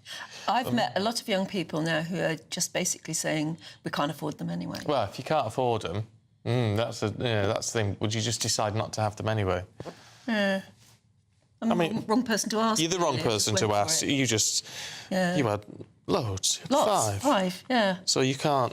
You've no excuse. You can't really say. I wanted children. I knew I wanted children. Some people really do. Some people... I've met a lot of people who say they just don't. Boris is on his 9th now with this new baby. Carrie clearly wanted children, and she's got 4 now. Can you believe? Well, many people are electing to have a child-free life for whatever reasons. Careers, financial concerns. Maybe you just don't have the right partner at the right time.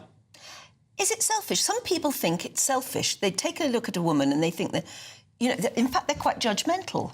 But it's not just women who choose not to have children. It can be the men as well. They know what they want, and if they don't want children, they are not ashamed to say so. But people do call them selfish, which I find a bit much. Anyway, joining us now, journalist and mother, Emma Wolfe, and former Labour spokesman, James Mathieson. A very good morning to both of you. Emma, you are a mother. I'm very happy that you are. Did you always want to be? It's been a long journey. It's been a tricky one. And when Stephen says, because I have my boy on my own, when Stephen says, is a life without children less enticing? There's a big part of me that says, it's a lot easier, it's a lot simpler. And are people with children, they're not less selfish, but it does make you less selfish. I don't think that having children makes you kinder or more interesting or a better person. But I do think that having children forces you, just intrinsically, to put someone else first. You have to. You have very little, and you'll know this, you have very little time when they're little for yourself, for indulgent free time. Babies and children take up a heck of a lot of your time. But does that mean, Emma, does that mean that... But do you think people should have children? I don't think it's a duty. Stephen, I think we're being given so many confusing messages, especially as women. In recent years, we've been told you should have children, you should get married, you should find the man, you should have the big family. We're also told we should be liberated, career woman, independent. We're also told it's bad for the environment. Big families, really bad for the environment.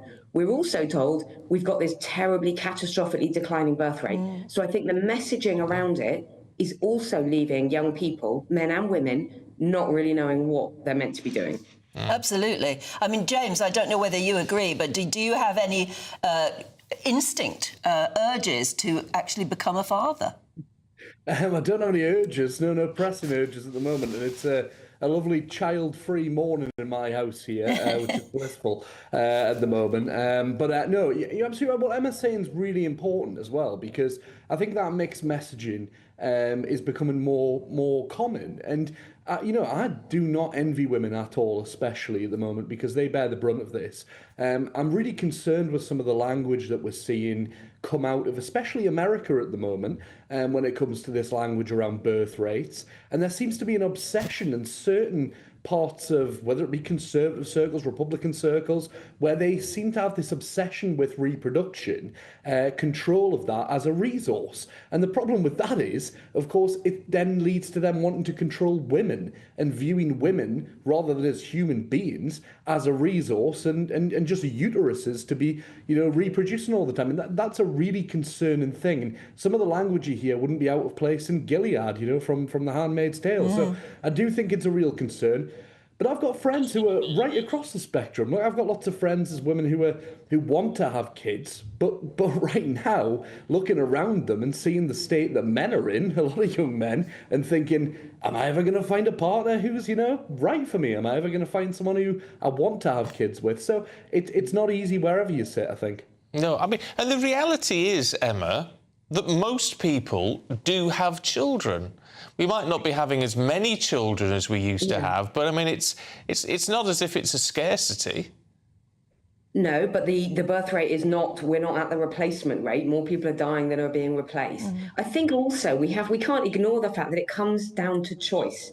The fact is now, if you take a pill or use some other form of contraception, women have a choice. In the olden days, a good 100 years ago, they didn't have a choice. There was always a risk you were going to fall pregnant again and again and again. People were having 10 children, 7 children. They didn't want that. Women didn't want that. But also, you're right, people are having children, but fewer children. My mum had 5, and I think you had 5 or 6? Yes, 5. 5. My big sister had 3. I had 1. Yeah. Lots of my friends have just had one and done. And one is more than enough, let me tell you. Oh, absolutely. I do think we're seeing much smaller families, and that is down to things like finances and just juggling and trying to work and the country's in a terrible state. Look at the NHS, look at schooling. Education is in a terrible state at the moment.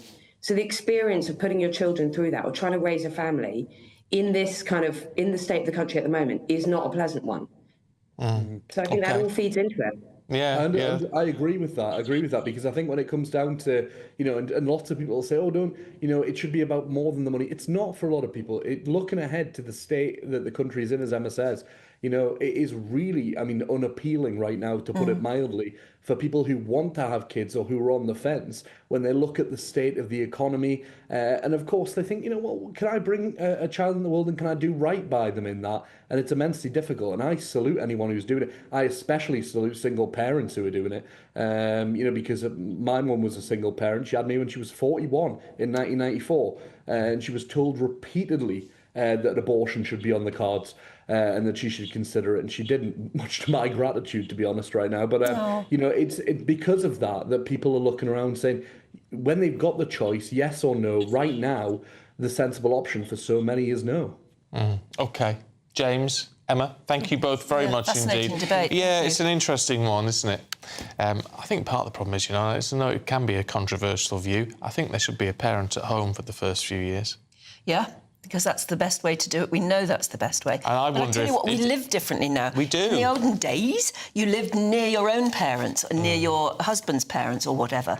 And there was always somebody to help. But do you think that a lot of the problems we're seeing amongst young people at the moment is down to the fact we've got entire generations who haven't had that very close bond with at least one parent in the first few years of their life?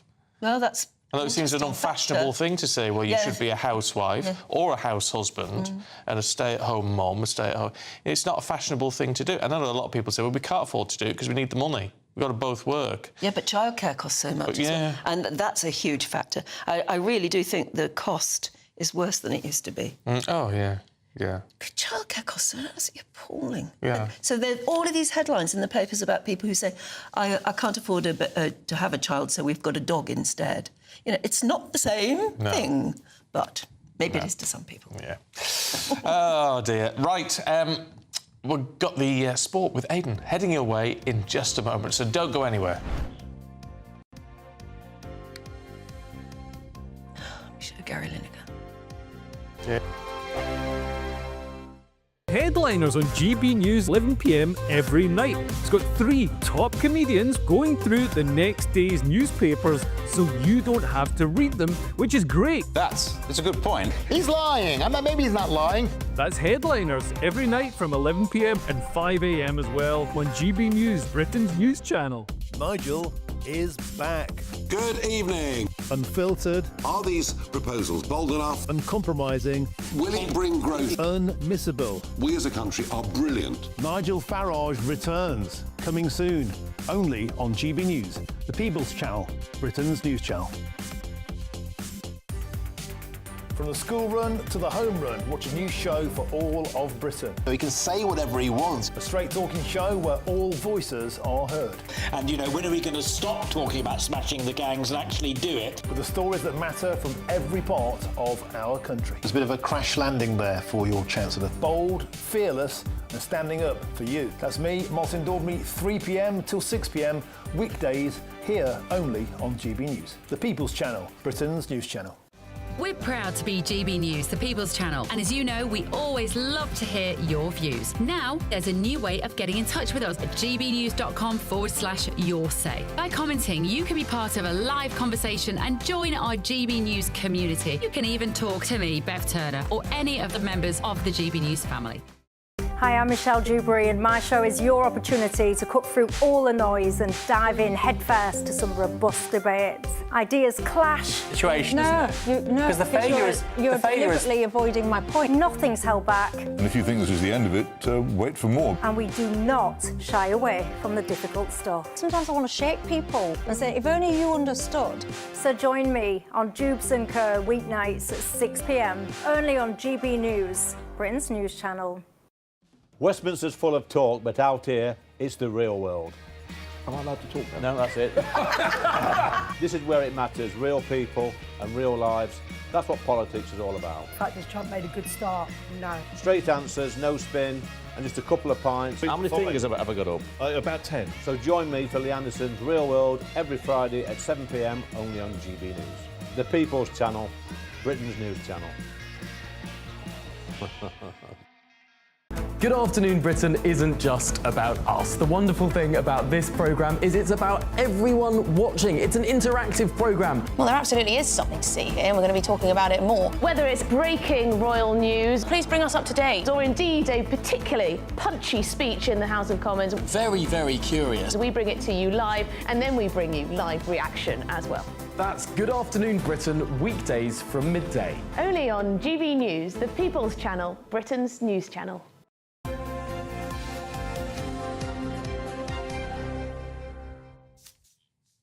Right, Aidan's here to tell us all about sport. And it's all going on with the Premier League today. What's happening? Well, look, we already know who's won the league. We already know who's getting relegated. So the emphasis switches on who qualifies for Europe. Very generously this year, we're going to have, I think it's 5 teams going into or 6 teams actually going into the Champions League.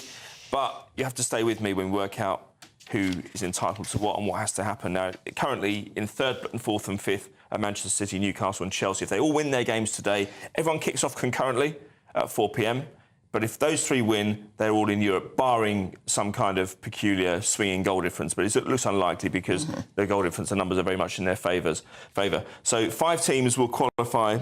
5 teams are competing for 3 Champions League places because we've already got 2 of them secured already. Tottenham won in the week getting the Europa League, so they get the 6th one. Man City, Newcastle and Chelsea, as I say, they'll guarantee their place with a victory. But a draw at Manchester City should be enough at Fulham, barring the goal difference swing. Villa and Forest, who are outside that group, it'd be a shame if they missed out because they've contributed so much this season. We've talked about Forest regularly on a week-to-week basis, haven't we, Stephen? They've contributed a great deal. We've had all the problems recently with the chairman as well. Forest, the peculiarity here is that Forest face Chelsea. So they face one of the teams they're chasing at home. So in theory, if they win that, they would knock Chelsea out of it and create it'd be a bit more concertina in there, and we'll be relying on goal difference again. 6th place will qualify for Europe. So if you don't get the Champions League, you are at least going to go into the Europa League. And Brighton and Brentford, whose owners hate each other, are vying for a place in the Europa Conference League. So it's a bit of excitement on the last day. It's not the title chase that we're hoping for or the relegation battle, but there is at least some jeopardy involved and some uncertainty. And of course, not forgetting Liverpool will be presented with the trophy today at Anfield when they face Crystal Palace, who of course won the FA Cup. We wonder if they're going to give each other a guard of honour. Yes. Congratulate each other. Yeah. Meanwhile, Ruben Amorim is going to get on the pitch today and apologise to fans. Why? Because that is going to be a rough reception. Well, I don't know, because it's funny. You know what? Man United fans were still singing his name after the game the other day. Yeah, and I think that's because a lot of the United fans they don't see him as the problem. They see the players as the problem. Those players have been getting managers sacked for years now. And they don't have a massively high turnover of players. There have been plenty of players that have been there for a number of years. And they want to see... They obviously accept that you can't keep sacking your manager all the time. Sooner or later, the buck stops with the players. Yes, it's more expensive to completely change your squad around, but they're willing to give him a chance. I think this is calculated by Amorim. If he thought he was going to get a really frosty reception, I don't think he'd step anywhere near that pitch. However, he's quite courageous. He speaks from the heart. If he's going to be honest about it, then I think that Man United fans will be prepared to listen. But as you say, you don't want to be in a Trent Alexander-Arnold situation where you walk onto the pitch and you're booed by your own fans. But nonetheless, he said he's going to give an apology. There's not going to be enough time for an explanation. He'll probably be here for the rest of the summer if he tries to do that. But he's at least going to say sorry on behalf of the club for the appalling season they've had, their worst in 50 years. Can we fast forward to the tennis very quickly? What's up with Emma Raducanu? Well, she's got a fear of needles, which is a bit of a problem when you've got back problems, because the remedies would be injections, painkilling injections, or possibly acupuncture, and it's the clay that aggravates it. Now, she's in action tomorrow. The French Open actually starts today. Some play gets underway today, but she's in action tomorrow against a Chinese opponent. And she's just having to manage it, but she's listening to her body this time instead of listening to her former coaches. Quite pointedly, she mentions the former coaches. Maybe this explains some of the source or the roots of some of the arguments she's had with the people who coached her in the past. She goes into this tournament in much better shape. And not just physically, but the fact that she's in the top 50. She's not in the top 50 for a while. Better, yeah. This time last year, she was in the top 300. The problem she has is that if she does get through against tomorrow in the first round, she's going to face Iga Swiatek, who is the defending champion and a multiple French Open winner, although she's been dogged by a bit of a drug problem as well. In recent years, she was banned for a short period of time. So, so we don't know what shape she's going to be in, although we think she's had plenty of practice now. She should be good. But look, we'll see how far she goes. I'm encouraged that we're seeing British players performing well on clay, because historically we don't. But the French Open will reveal all. Jack Draper in action, of course, as we mentioned yesterday. Yeah, really good. Lovely. All right, Adrian, thanks very much indeed. OK, do stay with us. We've got the newspapers coming up. First of all, though, if you're in search of some holiday sun, here is the forecast for some of the top European destinations. Can't wait to get in that sea. Lovely and warm. Just like the feeling of having great travel insurance. All Clear Travel Insurance sponsors GB News Travel Destinations Forecast. Hello. Looking further afield, there's plenty of sunshine on offer, and it's going to be feeling warm too across Europe with a few showers around. Now, it is going to be breezy across Madeira and the Canary Islands and running down the coast of Portugal, but otherwise plenty of fine and settled and warm weather around. There'll be a few showers, especially out towards the east, but otherwise temperatures ranging to the mid to high 20s, and that's similar throughout much of the week. Plenty of sunshine on offer, highs of 27. All Clear Travel Insurance sponsors GB News Travel Destinations Forecast.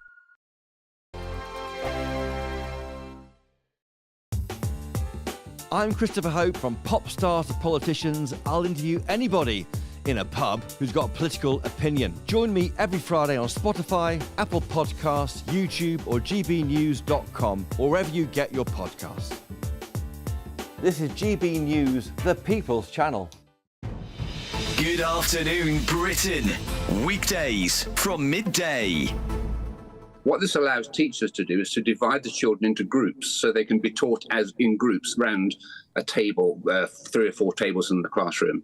Now, much more effective than that is to have a teacher at the front of the class and the children facing the teacher. It's called whole class teaching. It's what they do in the Asia Pacific.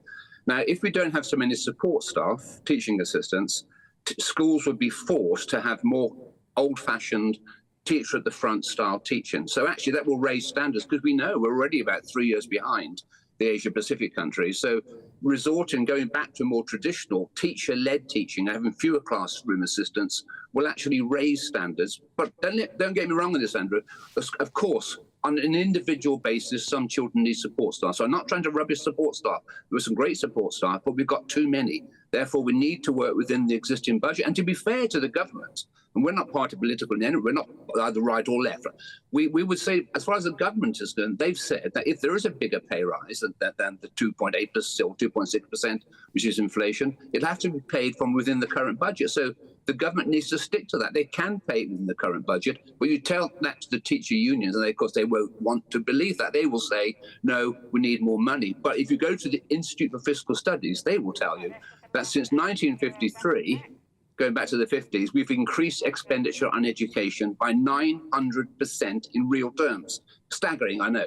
And we haven't improved standards. So the success of the teaching profession is not about money. It's about the quality of the teachers. So we should pay good teachers more. And I wouldn't pay mediocre teachers more. I would pay good teachers more. So they have got a case, but we could do it within the existing budget.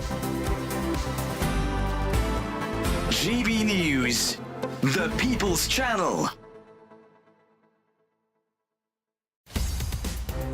In the GB Newsroom, we bring you the news as it happens. With our team of dedicated journalists across the UK, we're ready to keep you up to date with what's happening every half an hour, every single day. Bulletins here on GB News, the People's Channel, Britain's news channel. This is Britain's Newsroom, where your voice matters. It's just astonishing. With expert analysis and honest opinion, we don't just keep you informed.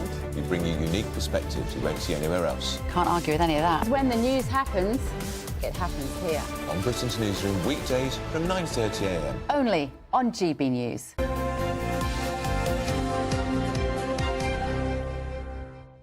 Right, time for the papers with former Labour councillor Kevin Craig and former political advisor Charlie Rowley. Good morning to you both. Charlie, start with the Sunday Telegraph and Donald Trump and his free speech team in the UK.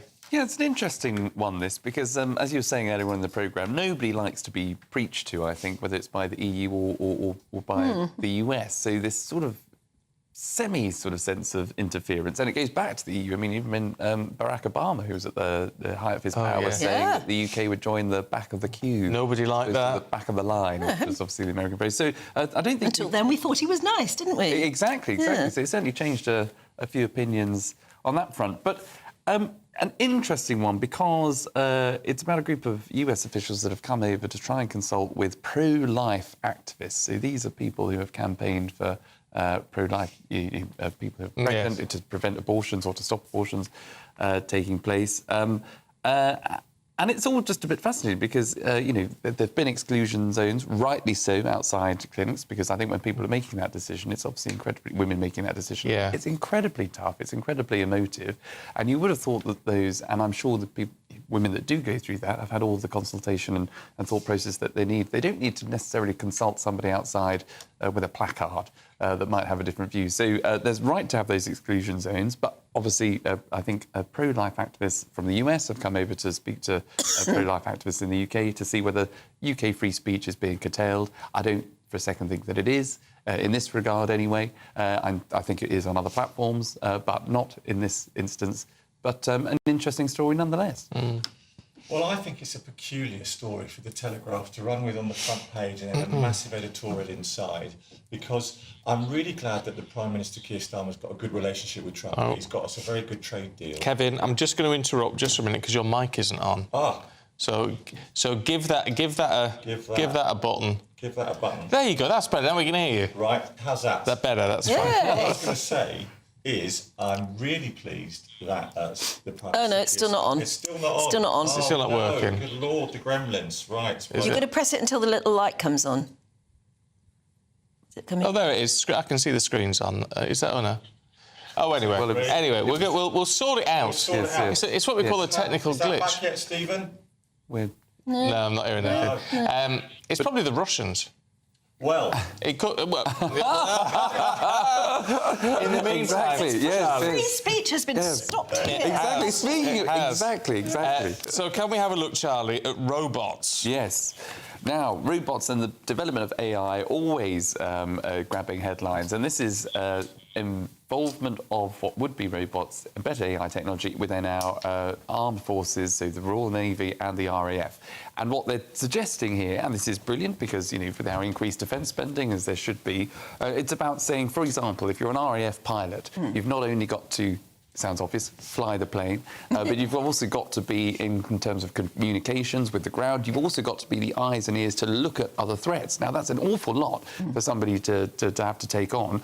The idea with having robots as an additional pilot or as a flying partner, they would be responsible for taking on some of maybe the spotting of additional threats. Well, that doesn't surprise me because AI is that good, and why not rely on it? It's an assistant. Exactly, and it could absolutely take away a lot more of the work that the human, the pilot, is actually doing to be able to then target other enemies and wipe them out. So. Great, I think, use of technology. It obviously requires an awful lot of money, so there'll obviously be calls for more defence spending. Every defence secretary rightly asks for more money. I think that'll happen in this case at the next defence spending review. But good advances, and let's see where it goes. All right, let's try Kevin again. Sunday Times, Kevin, fines for developers that don't build quickly enough. Well, we like this story, Stephen. Am I back? Yes, you're back. It's funny, the mic went off when I was just about to say really good things about Keir Starmer, so that's... Anyway, conspiracy. So the story's really good because all of us here, Charlie, like myself, has served many years in local government, and one of the 6 key areas that Labour was elected to do was build more houses. It's as simple as that, right? The target is 1.5 million, and there's a very good piece here today, which is all about a government meeting a commitment that developers will be punished for land banking, okay? Because, again, it's very simple. If Labour don't deliver more homes, it's going to contribute to them being voted out of office. Yeah. And so Angela Rayner, on one of the things that she says that I do like, is very keen that the government enforces punishments against developers that land bank. I sat on a planning committee chairing it for years. This is a real problem. Okay? We all know, I think you drive into work every day, you see houses that are not built, you see land not developed, and either we're going to do something about it or we're not. Well, I mean, this has got to be something that surely everybody, just whatever your political persuasion, would agree on, that if there is a site that's been earmarked for building and there's, and planning permission has been granted, build it. But you'd hope so. But what happens is when politicians, whether councillors or MPs, get elected, their hitherto energetic support for development, the emails start to come in and then they sometimes start to object to things. Right. I have to say, I think these are the right proposals, and I would absolutely praise the government for bringing forward them. They're very well thought out. It's about developers also checking in with the council, giving them a time frame. They have to report to the council to make sure that they're being built on time. The only thing I would say is that this story would be front-page news, and it would be heralded, I think, by lots of people throughout the country, people that voted Labour, people that maybe stayed at home, but are seeing good policy coming from this government. But it's overshadowed because of all of the other politics that's going on, because of what Farage is doing. I know we talked about that earlier on, when it comes to the benefit cap, when it comes to winter fuel payments. If the Labour government hadn't made those early mistakes, I think this would be something that I think everybody would be getting behind and saying, crack on, what a great Labour government this is. Do you think, Kevin, that the government made early mistakes? Yes, and I think it's good that Labour supporting business people acknowledge that. I think that and I think we've got some problems now in doing U-turns 1 year into a 5-year parliament, because when we came out with the very clear direction of travel on winter fuel, and all of us, I think, around this table would agree, millionaire pensioners don't need winter fuel. Where was that threshold installed, and why was it so painful for so many pensioners? And what's changed specifically that we're doing a U-turn on it? Because I think Labour MPs need to stop panicking. Right, OK. Kevin, thank you very much indeed. Charlie, thank you. We'll see you both a little bit later on. Let's find out about the weather.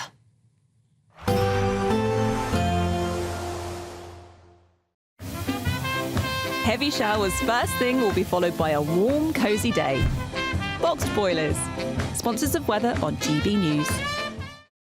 Good morning and welcome to your GB News weather update from the Met Office. Well, it's a case of sunny spells and scattered blustery showers today, driest in the south and east, but feeling fresher for all of us. So there is some cloud and rain across the far southeast to start, but that will clear and then plenty of fine and dry weather is on the cards. But out towards the west, that's where we're going to see scattered showers. Some of these are going to be heavy, perhaps thundery, with some hail mixed in too, especially across Northern Ireland, northern parts of England and Scotland. Otherwise feeling fresher for all of us, but in the sunshine towards the far south and east, feeling pleasant highs of 22 degrees. So through Sunday evening then, we hold on to a lot of showers across Scotland with some strong and gusty winds out towards the west. We also hold on to some outbreaks of rain across Orkney and Shetland, gradually clearing. Similar picture across Northern Ireland with showers continuing through this evening, but there will be some late evening sunshine, especially across the far southeast of England through Sunday evening. And then as we go overnight, well, it's a similar picture. We'll see frequent showers pushing in many places across the south and east, staying driest for longest. But otherwise, temperatures, well, it's not going to fall too low tonight, but it will be feeling a little bit fresher to start Monday morning than recent days. So lows around 7 to 10 degrees.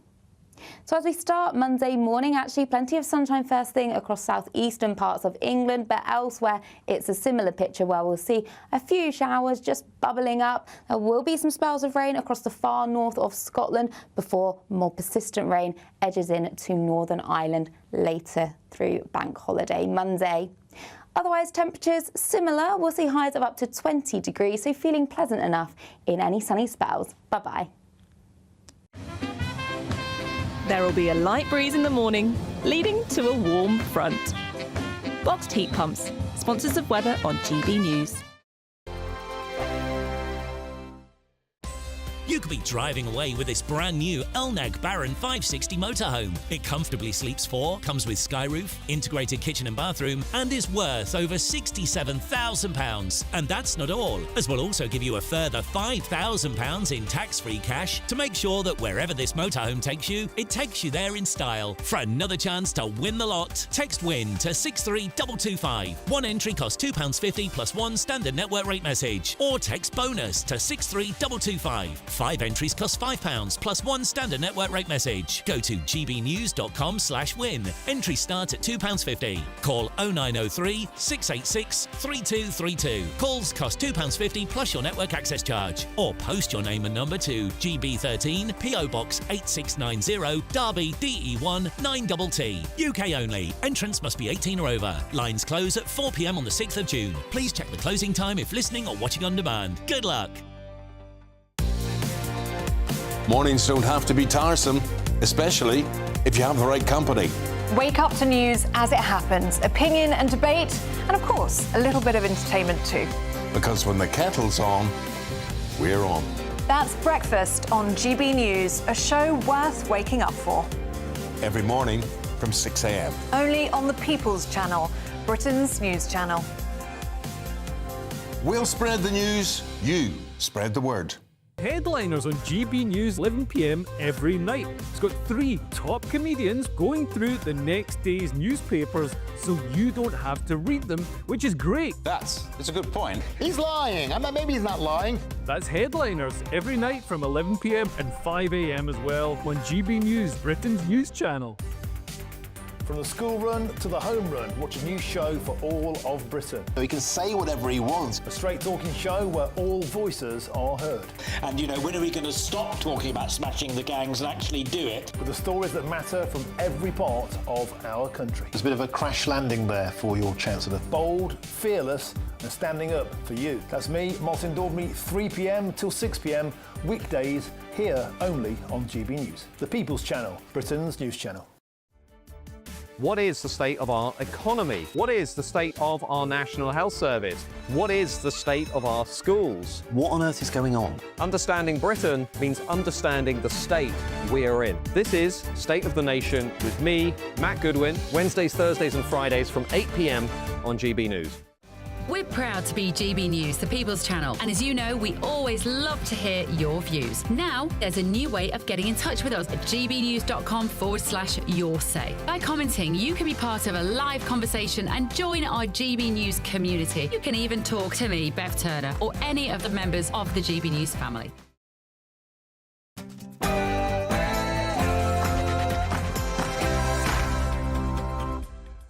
Good morning. Reform UK takes the fight to Labour. Nigel Farage's party pledges to fully reinstate those winter fuel payments and also scrap the child benefit cap. Well, reportedly, that leaves the Prime Minister chasing the Chancellor to play catch-up. So who's the opposition now? Is it the Conservatives or is it Reform?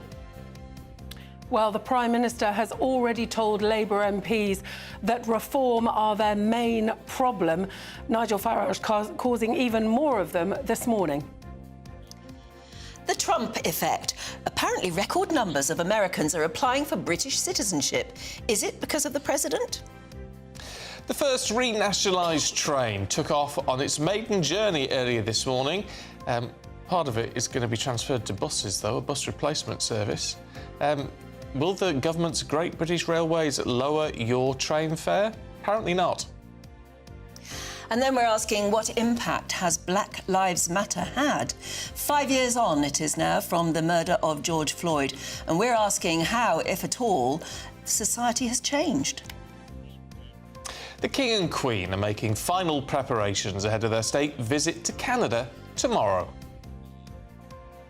It was the red and white of Sunderland who prevailed at Wembley in the richest game in football. It means they'll line up in the Premier League next season at the expense of their opponents on the day, Sheffield United. North of the border, Aberdeen won the Scottish Cup for the first time in 35 years, and Arsenal women caused a shock by taking the Champions League against Barcelona.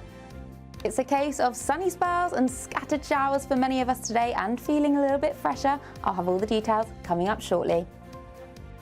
It's just gone 8 o'clock. I'm Stephen Dixon. And I'm Anne Diamond, and this is GB News Breakfast.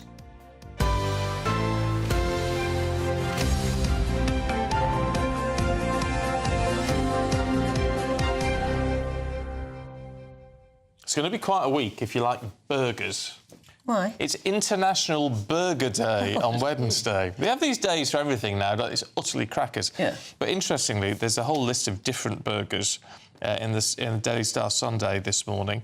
There was one in 2015, a nature theme park in Japan sold a frog burger, which was a deep-fried amphibian with the legs dangling out the bottom. Hamster burger. Hamster burgers aren't in there. In New Zealand, they sell kiwi burgers with just slices of kiwi fruit on the top of your burger. Oh, dear. Yeah. In Harrogate, there was the Yorkshire Pud burger. So you didn't have the buns, you had Yorkshire puddings either side. Ooh, now, that would work. that would work. There is... chocolate burgers. Chocolate burgers. So that's, again, Japan. It was a Kit Kat burger with orange peel and whipped cream. There's a Gutbuster, which is in the Heart Attack Grill in Vegas. Oh, right. It serves the world's most calorific patty, the quadruple bypass burger, it's called.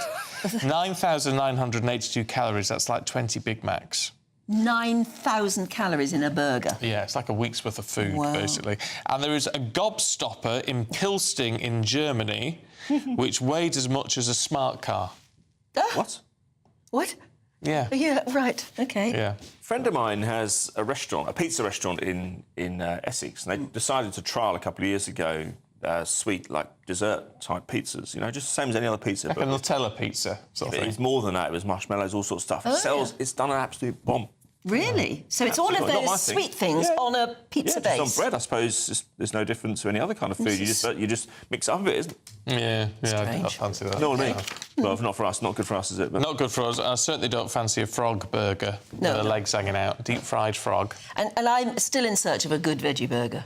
Because I don't think there's any such thing, frankly. What you get from the satisfaction you get from a burger, meat burger, is not replicated in veggie terms. I can't find one. Well, you should have had one of these in Thailand then, from 2023, which was Burger King, and it was what they called their real cheeseburger. So it didn't have any meat or anything in it. Cheese. It had 20 slices of cheese. Oh, for heaven's sake. You know, that plastic cheese, as you call it. Yeah. 20 slices of that and a bit of salad. Not into that plastic cheese anymore, are you? I used to be. It was something you looked forward to at service stations when you were a kid, and I prefer proper cheese now. Not on a burger, though. No. I think plastic cheese goes well on a burger. Yeah, it sort of melts in there. Yeah. It goes goopy. Yeah, I haven't bought any of that for years, but it's made me want to buy some. It's not cheese at all, is it? I don't know what it is. Whenever we talk about food at this time in the morning... I know, it's terrible. I'm being really starving. Yeah, it's terrible. Anyway, enjoy your burger day on Wednesday. Yes. Funny, isn't it? Right, Nigel Farage is going to launch what the Sunday papers are calling his biggest attack yet on the PM.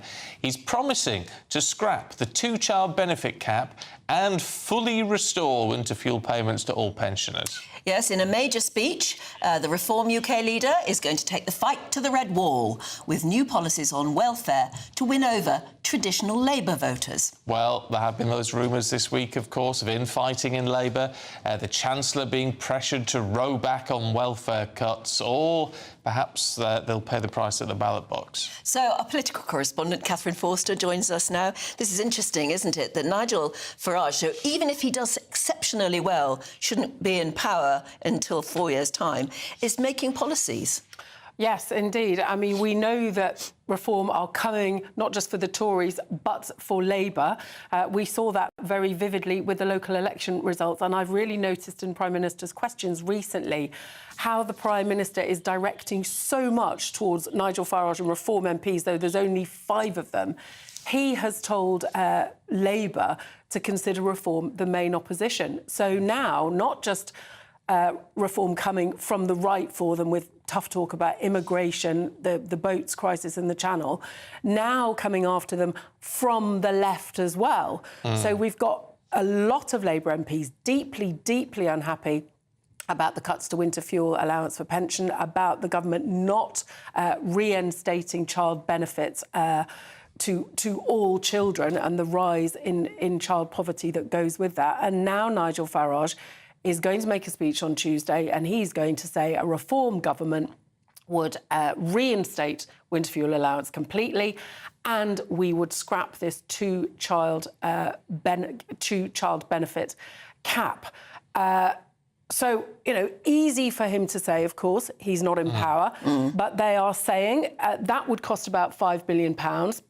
They say we would find that money through cuts to the foreign aid budget, net zero, scrapping net zero subsidies, also closing asylum hotels.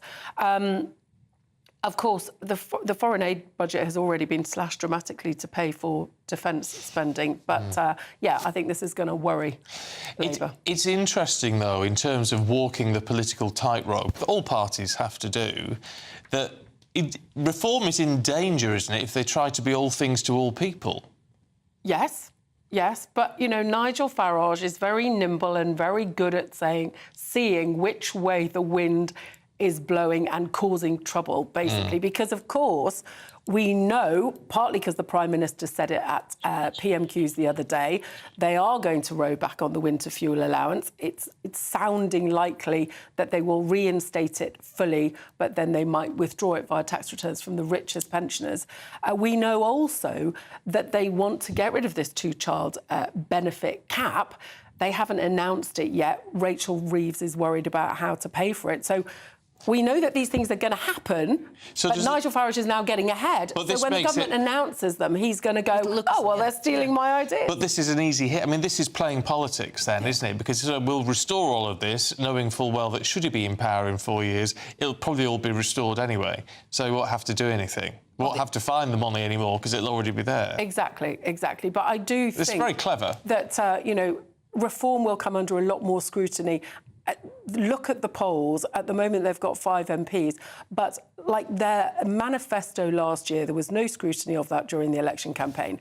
It was a wish list of fabulous things without really, according to the IFS and others, a credible means of paying for them. Yeah. Meanwhile, Kemi Badenoch is... well, it is alleged, it was certainly in The Sun on Sunday, that Tories are so fed up with her now that they are actually courting Boris Johnson again. I mean, is that likely, do you think? She's coming on Camilla's programme a bit later this morning at 10:30, so we'll have to ask her about that and how she feels about it. But do you think there's any credibility to that story? Most Tory MPs that I've spoken to think that they have got to stick with her, at least for now. I think it's unlikely before the local elections next year, which would seem a likely time. However, it's clear that Boris Johnson is on manoeuvres. He's been popping up a lot more, making his presence felt. Now, it could be that some Tory MP decides to step aside to allow him to run for a by-election. Many people still love Boris Johnson, think that he's the answer. I would just say, aside from Partygate, the Boris wave of net migration to nearly 1 million, that was on him. Now, at the time, we didn't know that. Would the public really forgive him for coming in, saying he's going to get net migration down and it going up to 1 million? I'm not sure. No, it's interesting, isn't it? I don't know whether Boris Johnson would... If I was a betting man, I wouldn't know whether to put money on Boris Johnson being the silver bullet or the poison chalice. Yeah. I just don't know. What would Nigel Farage think? Goes, you know... But the would thing it suddenly mean the Tories suddenly become a moving force again? And also, in many ways... Boris Johnson was very liberal. Now, we saw that with net migration going through the roof, but also net zero. He was a big champion of net zero policy. Yeah, of course, Carrie was, wasn't she? Yeah, exactly. But the thing with him is Nigel Farage is a rock star politician, and so is Boris Johnson, and so is Donald Trump. They have a way of cutting through to people that is very, very rare. Oh, it'd be like the Blur Oasis competition all over again from the 90s, wouldn't it, with those two? It's not beyond the realms of possibility. No, it's almost like anything can happen at the moment. Oh, well, we shall see. Catherine, thank you. Now, a record number of Americans have apparently applied to live in Britain since Donald Trump took office again in January. Yes, meanwhile, President Trump has reportedly sent officials to meet pro-life activists here in the UK because he's concerned that our freedom of speech is being curtailed. Earlier, we spoke to the deputy editor of The Spectator, Freddie Gray. Something that his administration has been concerned about for some time. We remember J.D. Vance came over to Europe and gave that speech that got a lot of attention, in which he highlighted Britain in particular, Britain's worrying tendencies towards censorship and anti-free speech policies. And Marco Rubio, the Secretary of State, is concerned about it. It's State Department officials that have been talking to Britain about it. And also Elon Musk, who's maybe a bit out of the government at the moment, but he's particularly concerned about it, and he's concerned about the Online Safety Act, which is a British piece of legislation that a lot of American tech companies don't like. So you take all those factors together, and Trump's administration does not like that aspect of British government at the moment. And I think a lot of people in Britain, whether or not they want foreign leaders coming in and telling them what to do, I think a lot of people in Britain are quite relieved that somebody powerful who has some leverage over Keir Starmer is raising this issue of free speech, because it's very, very important. It is important, and people might like some of the elements of it. But again, I boil it back to, Barack Obama came over and told us what we should do about Brexit.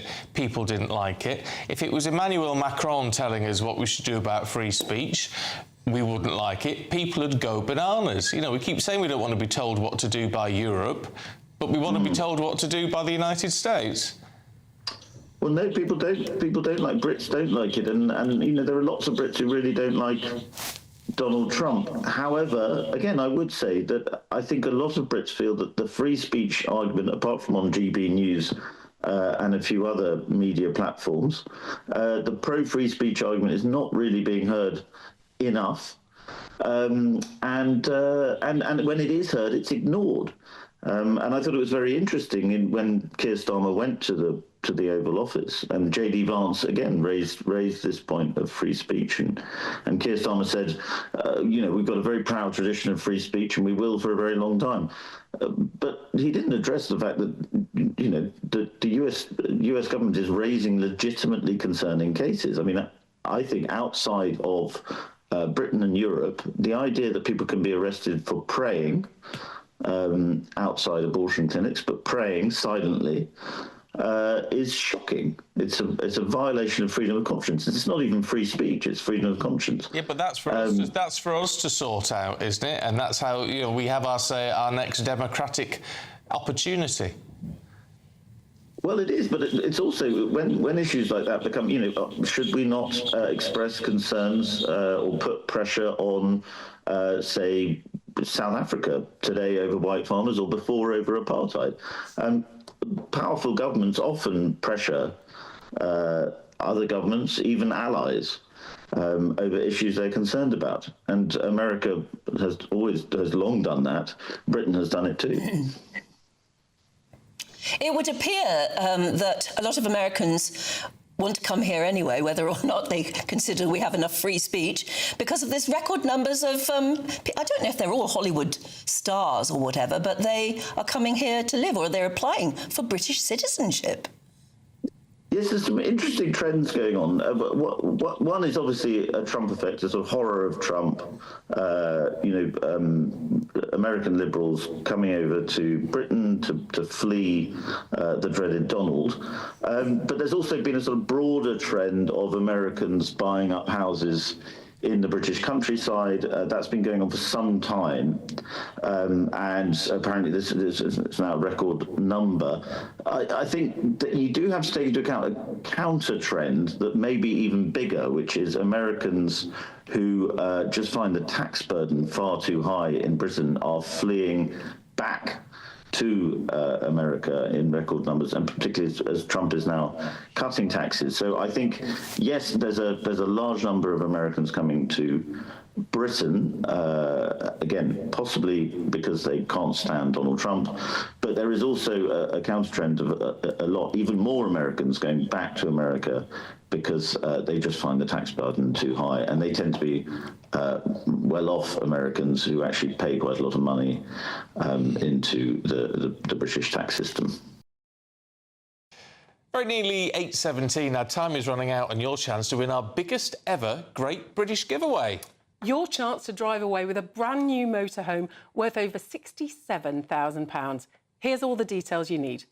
Someone is going to win the biggest prize package to date, and that someone could be you, driving away in this Elnag Baron 560 motorhome. It has plenty of room for your family of 4, comes complete with kitchen, bathroom and all the space you'll need for life on the road. Plus, we'll also give you a further £5,000 in tax-free cash to spend however you like. For another chance to win the lot, text WIN to 63225. One entry costs £2.50 plus one standard network rate message, or text BONUS to 63225. 5 entries cost £5 plus one standard network rate message. Go to gbnews.com/win. Entries start at £2.50. Call 0903 686 3232. Calls cost £2.50 plus your network access charge. Or post your name and number to GB13 PO Box 8690 Derby DE1 9TT. UK only. Entrance must be 18 or over. Lines close at 4 p.m. on the 6th of June. Please check the closing time if listening or watching on demand. Good luck.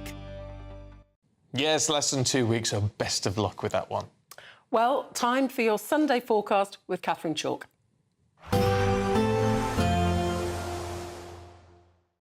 Expect a warm front, moving from the kitchen right through to the rest of the house. Boxed Boilers, sponsors of weather on GB News. Good morning and welcome to your GB News weather update from the Met Office. Well, it's a case of sunny spells and scattered blustery showers today, driest in the south and east, but feeling fresher for all of us. So there is some cloud and rain across the far southeast to start, but that will clear and then plenty of fine and dry weather is on the cards. But out towards the west, that's where we're going to see scattered showers. Some of these are going to be heavy, perhaps thundery, with some hail mixed in too, especially across Northern Ireland, northern parts of England and Scotland. Otherwise feeling fresher for all of us, but in the sunshine towards the far south and east, feeling pleasant highs of 22 degrees. So through Sunday evening then, we hold on to a lot of showers across Scotland with some strong and gusty winds out towards the west. We also hold on to some outbreaks of rain across Orkney and Shetland, gradually clearing. Similar picture across Northern Ireland with showers continuing through this evening, but there will be some late evening sunshine, especially across the far southeast of England through Sunday evening. And then as we go overnight, well, it's a similar picture. We'll see frequent showers pushing in many places across the south and east, staying driest for longest. But otherwise, temperatures, well, it's not going to fall too low tonight, but it will be feeling a little bit fresher to start Monday morning than recent days. So lows around 7 to 10 degrees. So as we start Monday morning, actually plenty of sunshine first thing across southeastern parts of England, but elsewhere it's a similar picture where we'll see a few showers just bubbling up. There will be some spells of rain across the far north of Scotland before more persistent rain edges in to Northern Ireland later through Bank Holiday Monday. Otherwise, temperatures similar. We'll see highs of up to 20 degrees, so feeling pleasant enough in any sunny spells. Bye-bye. A positive outlook through the night will power through to a bright day ahead. Boxed Home Battery Storage, sponsors of weather on GB News. Still to come, just what impact has the Black Lives Matter movement had over the past 5 years? That's coming up next.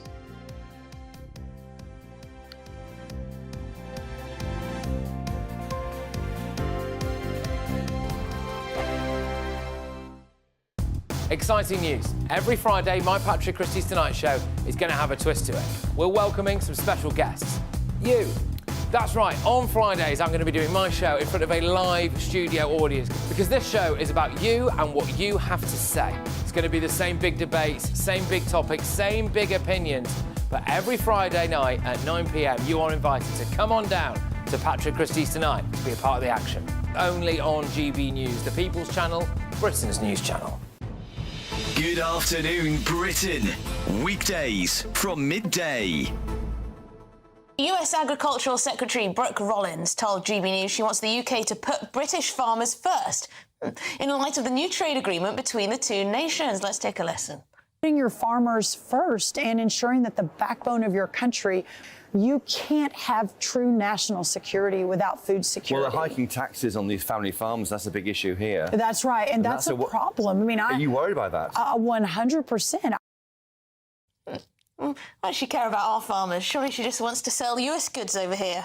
Oh, I think it's perfectly consistent to say that, you know, you should care about your farmers, we should care about our farmers. We can all love our farmers. It's also a great name, Brooke Rollins. But I'm here at the Balmoral Show, and everything is around us here. We've come inside to the food hall, and joining me is Michelle Sherlow of Food NI. Good afternoon, Michelle. Afternoon, Dougie. Tell us, what is the industry? What's the feeling in the food producers at this moment? Well, as you can see all around you, there's lots of success. There's lots of innovation. We have over 120 producers here, and we've had all the top supermarket buyers in this morning. But ultimately, businesses do need certainty, and they need security, and they kind of need to know what are the regulations, what are the deals, so that they can plan long term and for the future. What government does in a low level or consultation papers starts to climb up the line. First it's national insurance, then inheritance tax, then we have phosphate regulation that is going to mean in Northern Ireland we will have to have 2 acres per cow as opposed to 1, and all of this is costing money to our biggest industry, and it will eventually cost jobs. Michelle saying there, business needs certainty, and that's what they're really looking for here at the show. GB News, the People's Channel. From the school run to the home run, watch a new show for all of Britain. He can say whatever he wants. A straight talking show where all voices are heard. And, you know, when are we going to stop talking about smashing the gangs and actually do it? With the stories that matter from every part of our country. There's a bit of a crash landing there for your Chancellor. Bold, fearless and standing up for you. That's me, Martin Daubney, 3 p.m. till 6 p.m. weekdays here only on GB News. The People's Channel, Britain's news channel.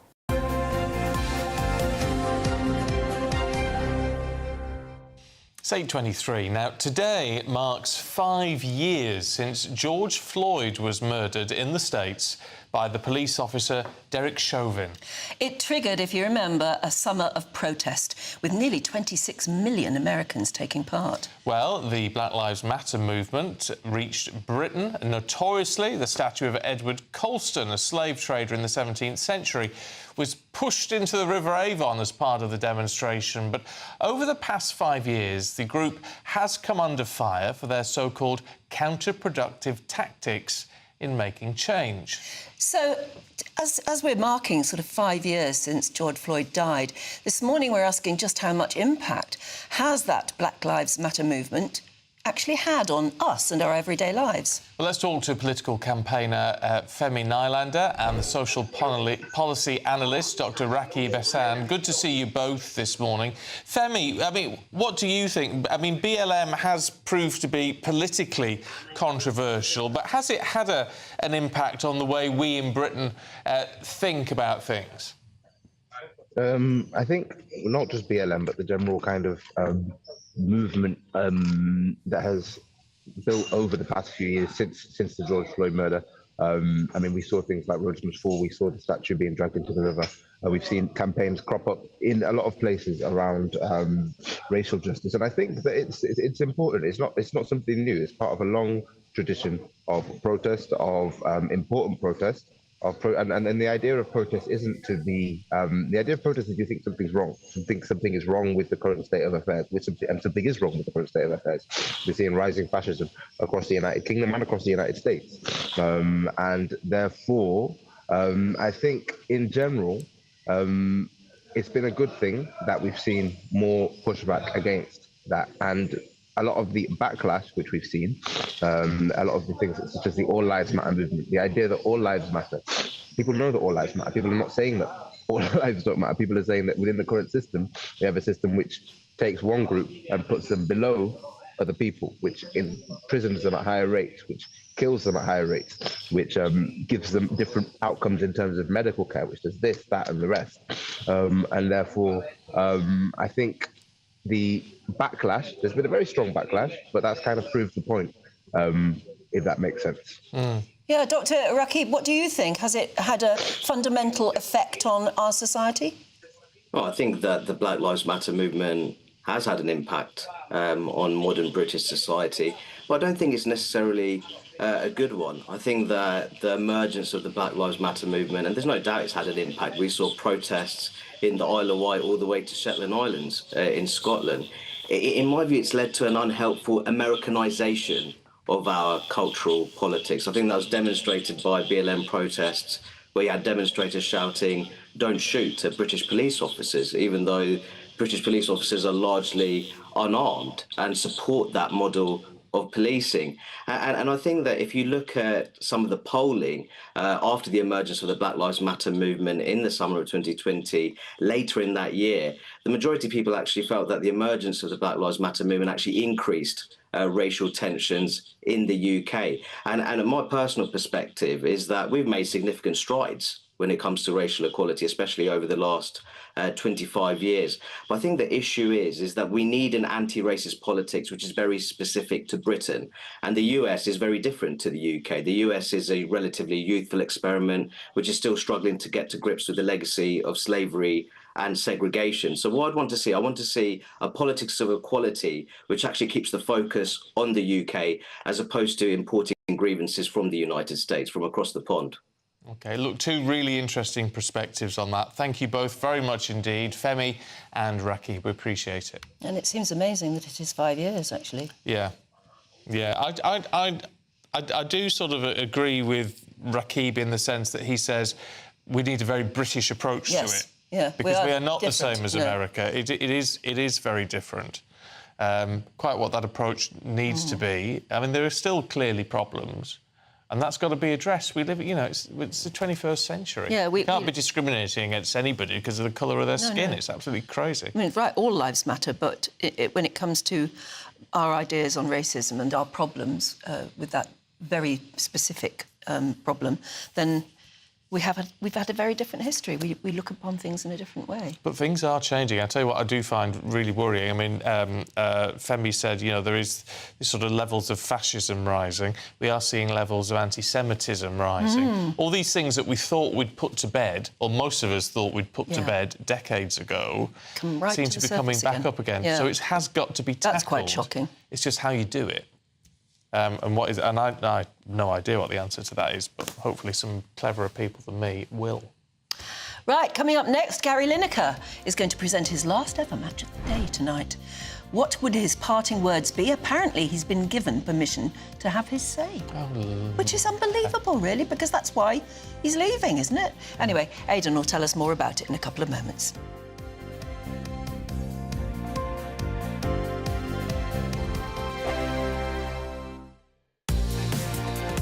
Mornings don't have to be tiresome, especially if you have the right company. Wake up to news as it happens, opinion and debate, and of course, a little bit of entertainment too. Because when the kettle's on, we're on. That's Breakfast on GB News, a show worth waking up for. Every morning from 6 a.m. Only on the People's Channel, Britain's news channel. We'll spread the news, you spread the word. Westminster's full of talk, but out here, it's the real world. Am I allowed to talk then? No, that's it. This is where it matters, real people and real lives. That's what politics is all about. In fact, has Trump made a good start? No. Straight answers, no spin, and just a couple of pints. How many fingers have I got up? About 10. So join me for Lee Anderson's Real World every Friday at 7 p.m, only on GB News. The People's Channel, Britain's news channel. From the school run to the home run, watch a new show for all of Britain. So he can say whatever he wants. A straight-talking show where all voices are heard. And, you know, when are we going to stop talking about smashing the gangs and actually do it? With the stories that matter from every part of our country. There's a bit of a crash landing there for your Chancellor. Bold, fearless and standing up for you. That's me, Martin Daubney, 3 p.m. till 6 p.m, weekdays, here only on GB News. The People's Channel, Britain's news channel.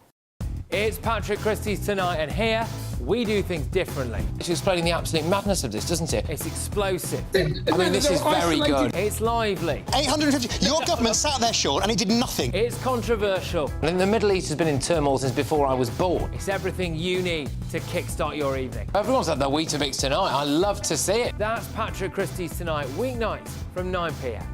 Only on GB News, the People's Channel, Britain's news channel. Nigel is back.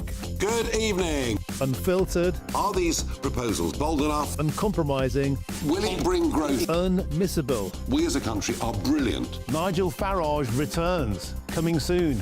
Only on GB News, the People's Channel, Britain's news channel. No matter the state it's in, this is our nation. Join me, Jacob Rees-Mogg, for a genuine, honest discussion on where we have been, where we are going, and where we are with the people who set the direction. That's State of the Nation every Monday and Tuesday at 8 o'clock. Only on GB News, the People's Channel. Join me, Nana Okoye, for an informative, interactive news programme with a difference. It's fun. No, you didn't say that, Dave. I'm so surprised. I think there's an element of truth to that. Join me from 3 p.m. every weekend, only on GB News, Britain's news channel.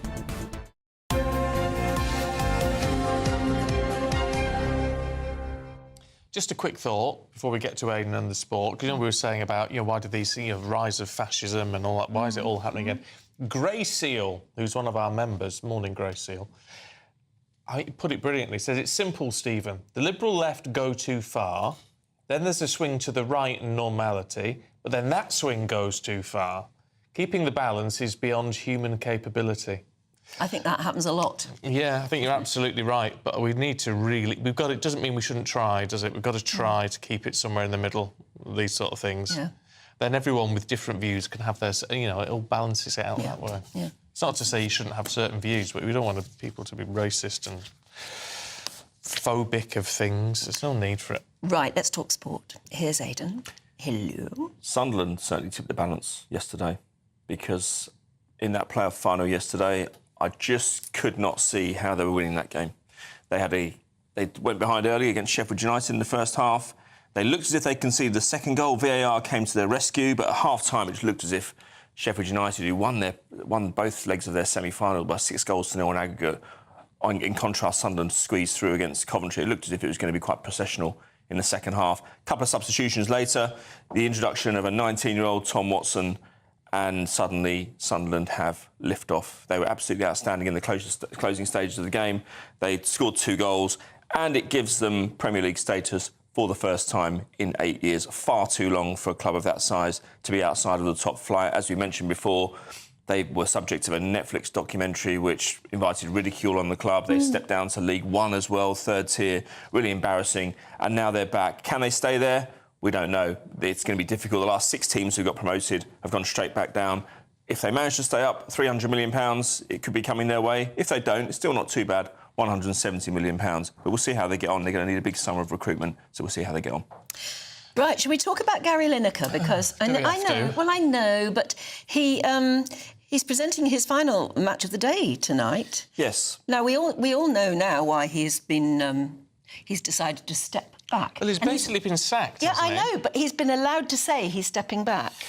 The BBC seem to be kowtowing to him amazingly, and that apparently they're going to let him sign off the way he wants to sign off tonight. OK. So is he going to have his say? What? Well, I'm a Gary Lineker fan, and he's been in the job 26 years. And he's very good at it. I think he is. He was trained properly by a guy called Brian Barwick, who I know, and he was... he's introduced to the job very gently in the beginning. He was still a player at the time, introduced into it. One thing he doesn't get the credit for, remember who he replaced? Any idea? No. It was Des Lynam, who I thought was absolutely outstanding. Well, Des was a legend. And you two know how difficult it is presenting shows, right? Yeah. It's a tough gig for all those years. Yeah, but that's beside the point, Aidan. It's beside the point. He is a very, very good and skilled and knowledgeable presenter. Yeah. But he's been got rid of because of the fact he's gobbing off on social media, which people are entitled to do, but not if it's against your contract. Yes, Nobody else at the BBC can do it. I completely agree with you. He's finally, he's put out this anti-Semitic tweet, or retweeted something which was anti-Semitic, and he says he didn't realise it. Well, it's his job to know, isn't it? No, he should have known. He should have known, but nevertheless, I take him at his word that he didn't realise and he deleted it and all the rest of it. But nevertheless, he's broken the rules, has to go. Shouldn't get a big sign-off. Well, OK, we'll see what it is. I mean, it could be exaggerated. I wouldn't have let him do the last show. I would have just got rid of him. It's what would happen to most other people. You just go. I think he's been good in the job. And from a football point of view, I think he's carried that show to some degree because the ratings. It's one of the few shows in the BBC that have actually seen an increase in ratings over the last 10, 15 years. But to me, it shows how inept somebody at the BBC is in handling the talent, as it were. Yeah. Because if they'd curbed his enthusiasm, years ago and said, you can't tweet about this or you can't mouth off about that because you are a BBC presenter, then we wouldn't be in this position. But time and again, they're going to lose a really, really top-rated presenter.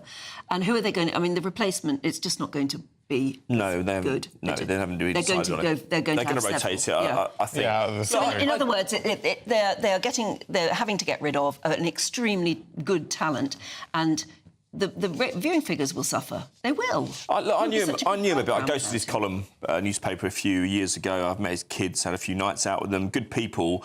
Now, the tragedy in all this, though, is that it's going to be forgotten. When he comes to die in years to come, it's going to be forgotten what a magnificent footballer he was. Yeah. Everything he achieved in his career. He delivered time and again for England, and I just think people are going to remember him more for the reasons you described. Yeah, well, that's his own fault. Stuff about it's his own fault. And it's the BBC's fault. They should have curbed him years ago, and then there wouldn't be a problem. But I'll tell you something else. If BBC chairman Samir Shah is to be taken at his word and said there's going to be less football, more analysis on Match of the Day, that's the road to ruin. Because they tried that with Football Focus, which was a staple of the BBC schedule on a Saturday, and they absolutely destroyed it. We need more football, less analysis, less talk, more action. Yeah, and the presenters should be really good footballers themselves. People we know, who know the game, who know the business, and that's why he was so good. Yeah. And also, because of his prominence, he attracted other prominent footballers onto the panel. Yeah, I think they are really negligent in losing him. They are, but as you say, they did try to pull him in. It became a problem, They became a problem, but they just didn't stop him. He should have had the sense to know. Yeah. He thought he was bigger than the show. Well, I've long been of the belief that it was calculated over the years. His venture into politics. I mean, when I used to speak to him, he had no interest in talking about politics whatsoever. He didn't appear to know anything about it, but he ventured into it to stay relevant because he saw so many of his colleagues, Alan Hansen, Mark Lawrenson, and etc., put out to graze. He didn't want to go the same way because he was of their vintage. I firmly believe that. Right, can we have a look at the Monaco Grand Prix? Yes, one of the sort of glitzy events in the F1 calendar. And look, I mean, we're talking less about Lewis Hamilton now. I think the fizz around his new arrival at Ferrari is beginning to dissipate a little bit, and quite rightly so in some ways, because Lando Norris is on pole today, a Brit who's doing very well. George Russell has been doing very well. What's George Russell on today, do you know? I'm not sure. I've not seen the list, but I'll look. But the fact, it says, in our notes... 15th, well, he's down at 15th. Lewis Hamilton will start at 7th. Yes. Why do we care? Say Lando Norris is on pole. Well, that should be the top line, he's like a broken record in the sense that he blames the car most weeks. I know there are vagaries involved in changing teams. You do have to get adjusted to a new car. It does take time. Anyone expects him to go on and win that title in his first shot. That was for the birds, quite frankly. If he's going to get used to it, we're going to have to see signs towards the end of the season because we're only probably about a quarter of the way through. But we'll see what happens from now because I don't think he's going to get back to the level we expect him to get to. Put it that way. All right, Aidan. Thank you. Are you going to be back next week? I hope so. Oh, is this your final... Is this your final sign-off? I haven't been given a chance to say a sign-off, but it's been great working with you. Right, we may see you next week. Still to come, Charlie and Kevin will take us back through the papers. First, though, if you want a bit of holiday sun, here are the top European hotspots.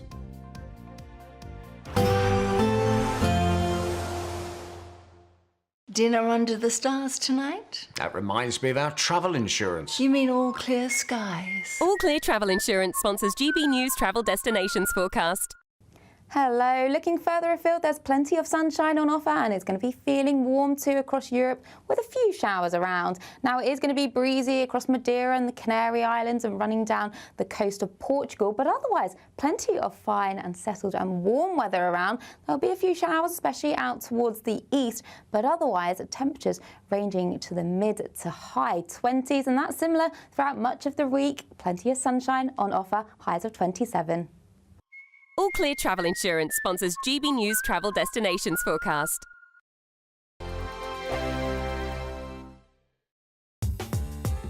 I'm Christopher Hope. From pop stars to politicians, I'll interview anybody in a pub who's got a political opinion. Join me every Friday on Spotify, Apple Podcasts, YouTube or gbnews.com, or wherever you get your podcasts. This is GB News, the People's Channel. Good afternoon, Britain. Weekdays from midday. A monumental breakthrough. Scientists have revealed that they've found strong evidence of alien life. Just 124 light years away. Which is quite far, isn't it? Astronomers from Cambridge University have detected signs of molecules that do indicate life, so we may not be alone after all. Well, joining us now to explain what on earth this exciting story is, the astronomer and broadcaster Mark Thompson joins us. Mark, just how important is this discovery? It's incredibly important. For so many years now, we've been looking for some signs that we're not alone in the universe. The universe is a massive place. It's often been said that there's more stars in the universe than there are grains of sand on Earth. So, it's a big place. And to think that we're the only intelligent species in the entire cosmos is difficult to understand. And the discovery that's just been announced is that there's something called dimethyl sulfide, which is an element made of hydrogen, carbon and sulfur, which at the moment we think the only possible way that could be there is through some form of primitive living organisms. So this is because it's a very complicated gas to sort of combine together. There's no way there could be some sort of volcano churning this stuff out. It has to be some sort of biological life form as the most likely explanation. Yeah, absolutely. There are other elements, but this particular element, dimethyl sulfide, at the moment, the only process we know of that can produce it is life.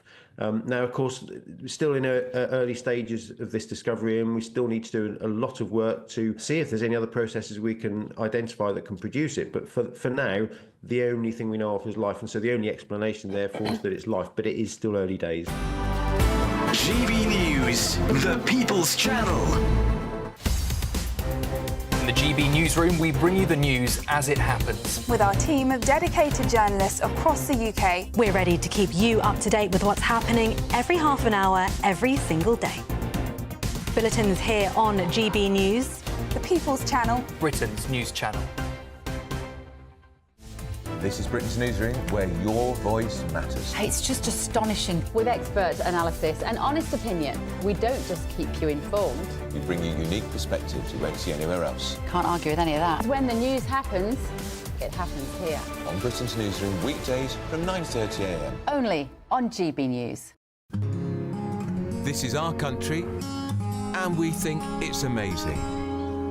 From high tea to the high street, we love it all. Even the rain, we like that too. There's nowhere else we'd rather be. That's why we're here to be the fearless champion of Britain, its voices and its values. Because we are GB News, the People's Channel, Britain's news channel.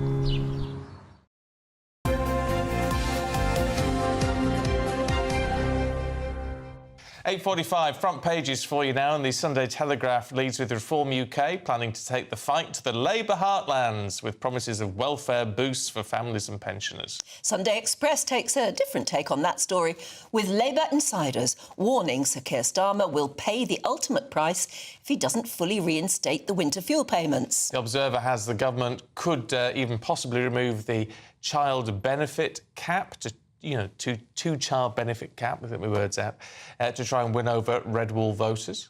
The Sunday Times has an exclusive piece written by Sir Alan Bates as he lashes out at the Post Office compensation scheme, calling it a kangaroo court. All right, let's go through some of those with former Labour councillor Kevin Craig, former political advisor Charlie Rowley. Good morning, Charlie. Farage is outflanking Keir Starmer on benefits. This is in a lot of the papers. Sunday Telegraph you've chosen.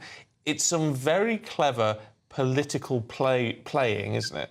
It is, and look, on the back of Reform riding high in the opinion polls, having won, I think, the last set of local elections, picking up on the doorstep that a lot of Labour voters, I think, are unhappy with the current government getting rid of winter fuel and this two-child benefit cap still being in place. Nigel Farage has seized the political gap in the market, clearly where the Tories are nowhere at the minute, and is making headlines. And I think this will appeal to, obviously, a lot of Labour traditional supporters. It'll appeal to a lot of people, particularly in the Red Wall, a voting constituent that see that we know fluctuates. Obviously, they backed Boris Johnson in 2019 on the back of levelling up. They've gone back to Labour in 2024. Are they now on the cusp of going to reform? Nigel Farage thinks so. See, it's very clever because he's getting all the headlines, he's getting all the plaudits for it, for a policy which is probably all going to be in place by the time there's another general election anyway.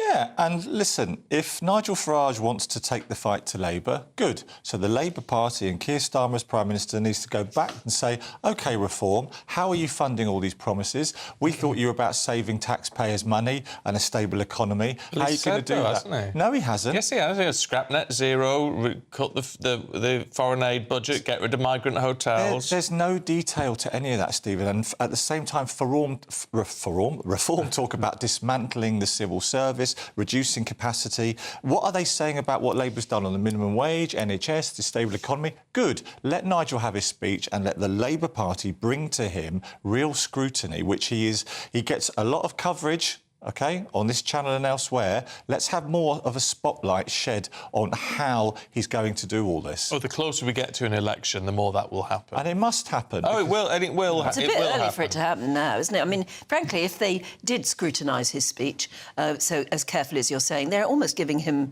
another free publicity, aren't they? They're almost treating him like the opposition. Well, I think it's sensible that the Labour Party acknowledges that the first year a lot of great stuff has been done, but sometimes the communication has not been brilliant. I think the winter fuel rollout, could have been a lot better. And I think you have to just think very carefully before U-turns, right? Don't panic. There's a 5-year parliament, OK? A lot of good stuff's been done. Nurseries, NHS waiting list the right direction. But governing is slow and boring and it cannot be done by showbiz-style speeches overnight. Yeah, but a U-turn on the winter fuel payments is needed before winter.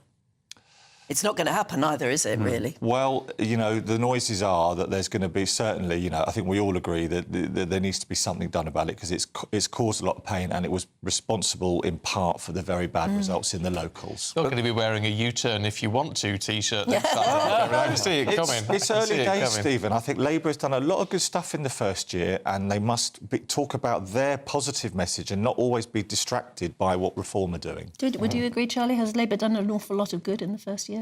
No, I wouldn't agree with that. But then you wouldn't expect me to say otherwise. But I think they've got a choice, and what they've decided to do, obviously, is put Reform as their opposition. They've said Reform are the opposition, so they're taking the fight to Reform. But they're obviously then giving Reform more of a platform, I think, by doing that. But you're absolutely right. Look, if you're going to do something, you need to act on it quickly. The system doesn't always allow you to make those changes. But the questions will be, and just as you were alluding to there, OK, if there is a reverse ferret on the winter fuel allowance, great, people will say, brilliant, those are the headlines, but hold on, is it coming, if it comes into the place in the autumn statement, well, that's in, September, October, the system won't be ready for when the payments start in November, December, so is it a reverse for 2026? Now, a lot of pensioners will then feel, hang on, this Labour government have walked me up the garden path. Not only have they taken away the winter fuel allowance, they've now walked me up a garden path again to say, oh, it's coming back, but not until another year's time. That is just bad planning. That's the bad comms again coming into the strategy. Oh, dear. Maybe we all need to just chill out a bit on this, Kevin. It's very, very hard. We all need to go and relax in a sauna. In a sauna? Well, listen, my day job is running a PR comms company, and I have to say, hats off to the British Sauna Society, who I believe... Who knew they existed? Who knew they existed? I believe there's members of Anne's family that are pro a sauna now and then. Yeah, one of my sons has just built one. Oh, right, OK. And it seems, I mean, I find this quite a niche story, to be honest, that the saunas are the new pub. Well, any of us watching Clarkson's Farm are being shocked at the moment by the number of pubs that have been closing in recent years. Whether or not saunas, as this survey suggests in the Daily Star, so I think we know what kind of story we're looking at, because saunas are becoming the new place to sizzle, Stephen. So you're never in one for more than about 10 minutes. Well, you can't. You're not allowed to do more than 15 minutes, apparently. a friend tells me. So, but there are more of them. They're up sort of well over double from past years. But I think the viewers and listeners of this programme, many of whom are dealing with different challenges in life, will not be able to connect necessarily with the Daily Star You've done more today. than 15 minutes in a sauna, Charlie, I bet. Well, I have, because I thought it was helpful I thought you could help lose weight. But I tell you, this is an exclusive. Oh, maybe not an exclusive. No, not an because it's all over social media. But I tell you who does like a sauna. Who's that? Ben Leo. Oh, well, there you go. I think he's got one in. I think he's built one in. He has built one. I think he's built one. He has built one. I don't terribly see the point of them, but that's just me. I know they're huge in Scandinavia. Yeah, I do quite like a sauna. Like if you're on holiday somewhere cold or whatever. I haven't been in one for years. But there you go. But it's a nice idea. Yeah. Right, let's not go mad. No. No, if you want to lose weight, Charlie... Yes. Then what you need, apparently, according to the Sunday Telegraph, is some oral burn. Yes, yes. What is that? What is oral burn? Don't get the two mixed up, whatever you do. Oh, no. It's apparently the oral burn is... and by the way, losing weight is not necessarily having too many vindaloos. However, spicy food is supposed to make you eat slower because of the spices, and therefore, if you're eating slower because of the metabolism as well, you eat smaller portions. Yeah. See, there's a chain of events there. Doesn't that all stack up? Well, not because we Brits love our curries now, don't we? It's number one meal almost, isn't it? But we accompany it with pints and pints of beer. And that's what... I'm coming to yours. That's what's the weight on. It does. I mean, look, a standard curry, Anne's right, is the national dish, more than fish and chips, but a standard curry with beer is you're talking over 2,000 calories. Right? Yeah. So this is your daily allowance. It is. So I think spicy food could help you lose weight. It's the headline in the Telegraph, but there's a lot more to it than that. Yeah. See, I thought it was the spices themselves, and that not with the oral burn that makes you eat less, but the idea, because if you buy slimming pills, they've got chili in it and things, because that helps your metabolism go faster. But clearly that's nonsense. No, and I do remember, I think I saw an interview ages ago with, I think it was Alan Sugar, who said, because he lost a lot of weight, and he said he had, and it wasn't you joking, he said a smaller knife and fork. Because if it's a smaller knife and fork, you then and take a smaller plate. And a smaller plate, yes, a smaller portion. Apparently, But because it's then, you're eating what you think is the same amount, but you're That's eating all on a small Ozempic level. is, and all those weight loss drugs. It just makes you lose your appetite, so you want to eat less. Yeah, well, anything that works. Anything that works, right? It's good for the people involved and good for our NHS. And I think we're all very different, and you have to find out what works for you. Yes. Don't you? Do you know what it does, though, all of this? And it's always the way with Makes us. you hungry. Make you hungry. I want a curry. Well, yes. Yeah. I really fancy... I haven't had a curry for ages. Or maybe you'll get one tonight on your you're going out for date. dinner tonight. Yeah, I've got a date night. I'm being taken out for dinner tonight. So maybe it'll be a curry. That'd be nice. You're lucky. I know, you see, I'm very lucky. I'm a very happily married man. There you go. What can I say? Perfect bank holiday. Yeah. Right, you two. Thank you very much indeed. See ya. Here's the weather.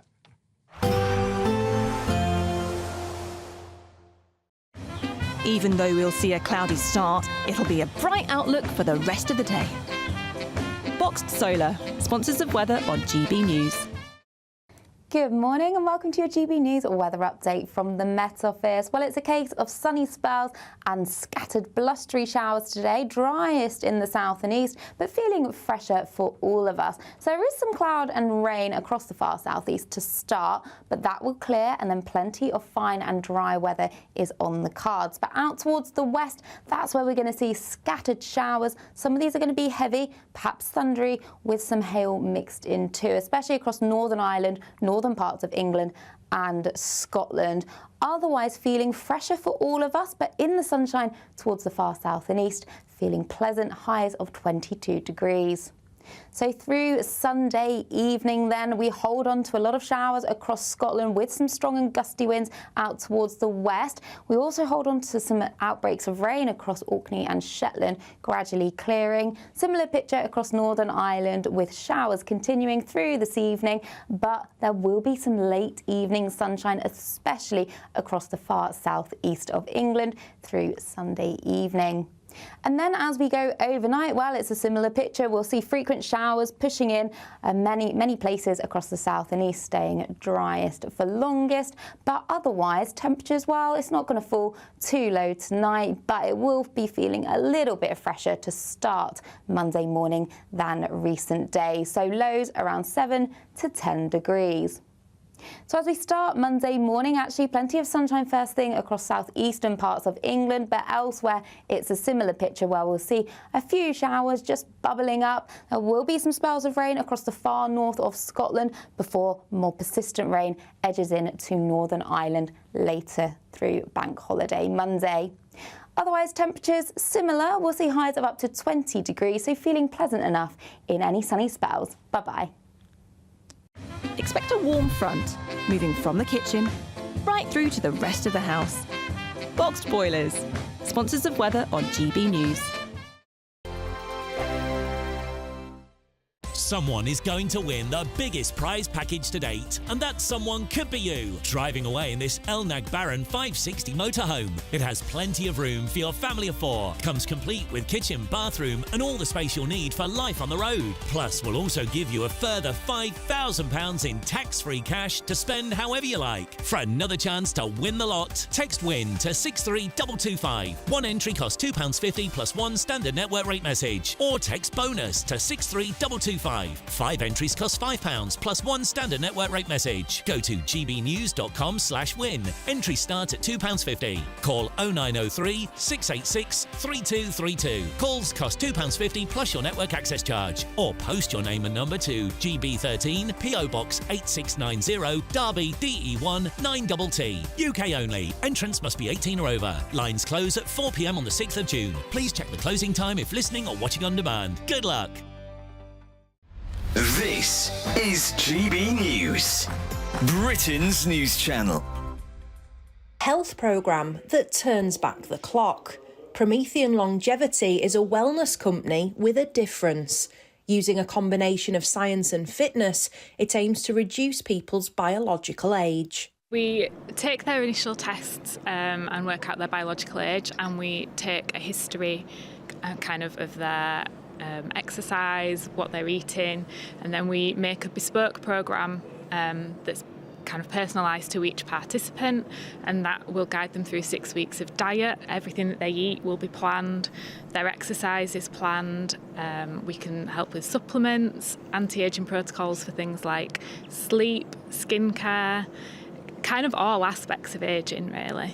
It comes as life expectancy in Yorkshire is one of the lowest in the country, according to the ONS. Well, a man born in Yorkshire can expect to live almost a decade, well, in certain parts of Yorkshire, let's be more specific, can expect to live a decade less than someone born in certain parts of the south. That's pretty significant. People in Yorkshire can expect to be in poor health for the last 20 years of their life.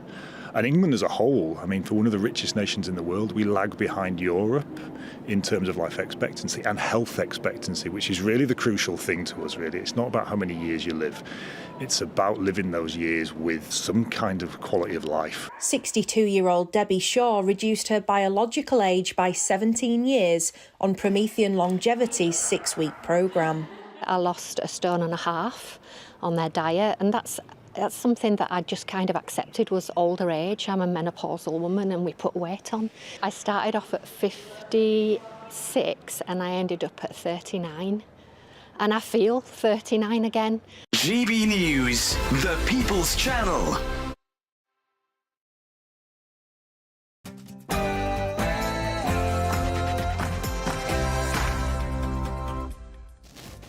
Good morning. Reform UK takes the fight to Labour. Nigel Farage's party pledges to fully reinstate winter fuel payments and also scrap the child benefit cap. Well, apparently that leaves the Prime Minister chasing the Chancellor to play catch-up, but it's going to cost £5 billion.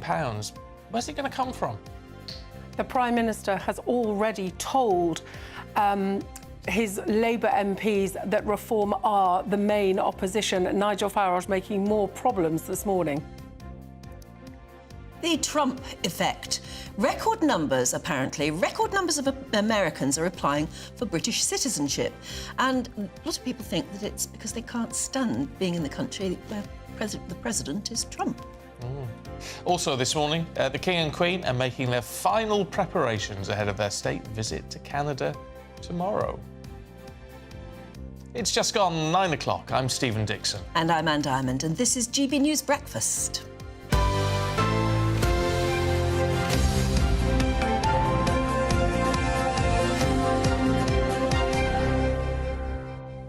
would you change your country, leave your country and go somewhere else if you really hated the President or the Prime Minister? No. No, I don't think I could. For a kick-off, I think you probably need a lot of money to do it. Yes, I would have thought it's only for the rich. But also, it's family for me. Yes. Because you're not going to start taking all your relatives with you. And I wouldn't want to be that far away. No. You can be very unhappy with what's going on in your country, but I wouldn't want to say, well, I'm not going to see my parents or my brother or sister-in-law, nieces, nephews, mother-in-law, all the rest of it. I'm not going to see them for 12 months at a time because I'm unhappy with the politics. Yeah. And anyway, the politics only lasts so long, doesn't it?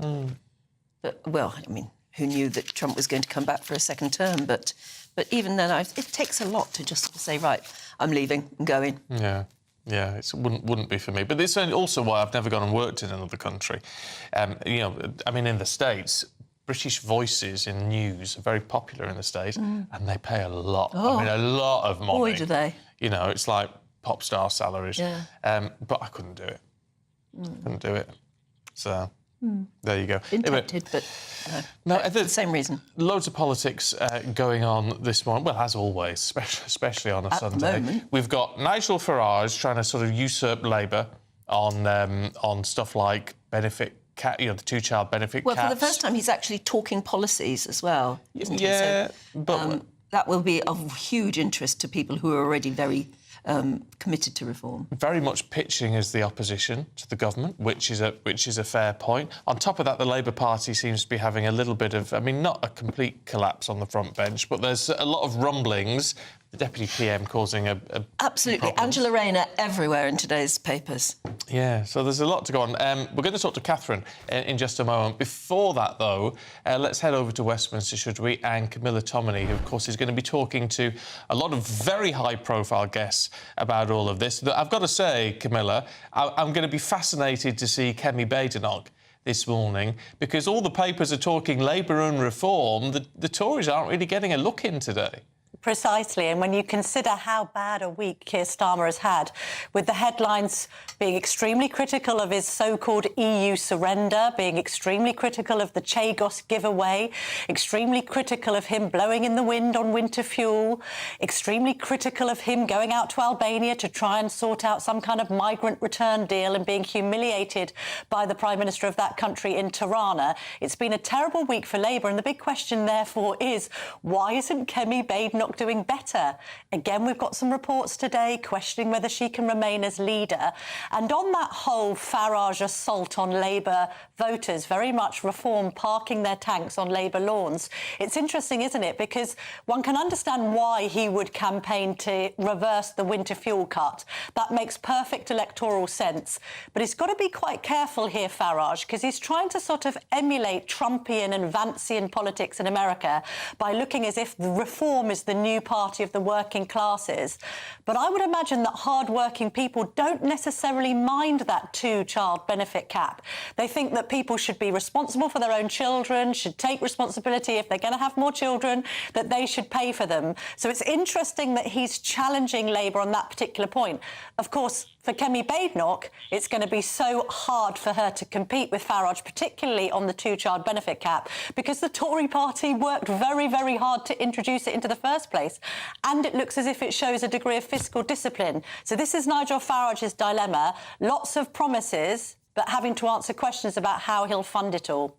Yeah, I also wonder what Kemi Badenoch thinks when Keir Starmer actually talks about reform as being the opposition. I mean, not only is that, obviously a calculated insult, but, they're not the opposition. They've only got 5 MPs as opposed to the Tories. Yes, Tories with 121, right? But at the same time, now 4th in the polls, Anne, behind the Liberal Democrats. I think since she's been leader, she's hemorrhaged 13 points, 700 council seats. A YouGov poll recently revealed that the 48% of people that voted Tory last time won't do so again. How can she rescue the situation? Well, we have the perfect man in to give some advice. I mentioned Trump and J.D. Vance earlier. We're going to be speaking to Jason Miller. That's Trump's right-hand man for the last 3 elections. He knows his onions when it comes to trying to re-appeal to the right, so I'll be asking him for his tips. Also going to be discussing the situation in Gaza with Andrew Fox from the Henry Jackson Society. Got Portillo on the papers. Got Andrew Doyle here to discuss whether we're finally seeing the end of woke.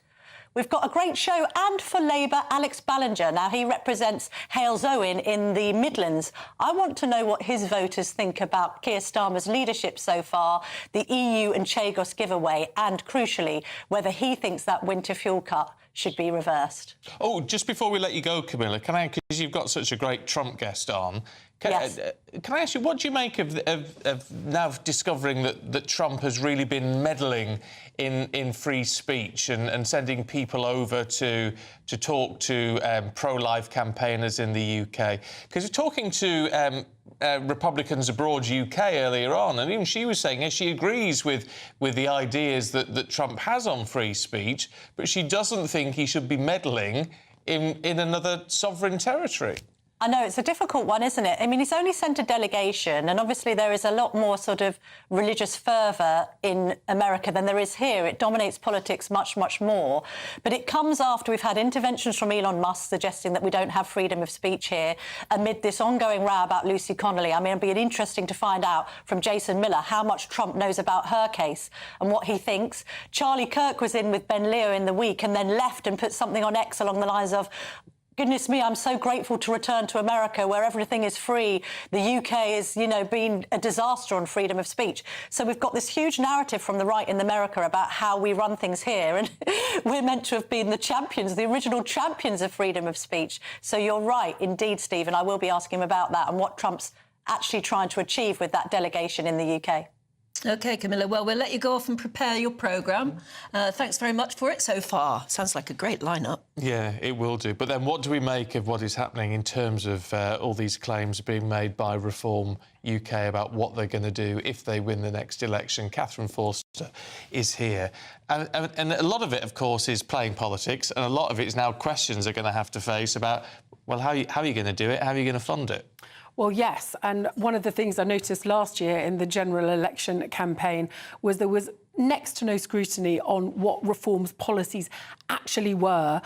People didn't seem to really want to know or pay much attention, but that's obviously going to have to change. So they're pledging, quite surprisingly, I think, in the case of they're saying they'll get rid of the 2-child benefit cap. That's something that many left-wing politicians have been up in arms about for a long time. Less surprising, I think, the fact they're going to say they'll fully reinstate the winter fuel allowance, given that's been so incredibly unpopular across the board. Well, they say they're going to pay for it by cutting the foreign aid budget. That's already been cut to pay for increased defence spending, closing asylum hotels and so on, net zero subsidies, rowing back on those. But easy to say those things. And, of course, Nigel Farage, if and when he becomes Prime Minister, that's 4 years away. We know that Labour are rowing back on the winter fuel allowance already. We also know that the Prime Minister wants to scrap the 2-child benefit cap. So these are things that are going to happen anyway, but Nigel Farage is being quite clever in saying, well, we would do this, safe in the knowledge that it's going to be done and dusted long before he comes to power, if he ever does. Now, we have to congratulate Boris Johnson on his child number 9, we think, don't we? 4th with Carrie. So congratulations to them. But The Sun on Sunday running a very interesting piece saying, could he come back?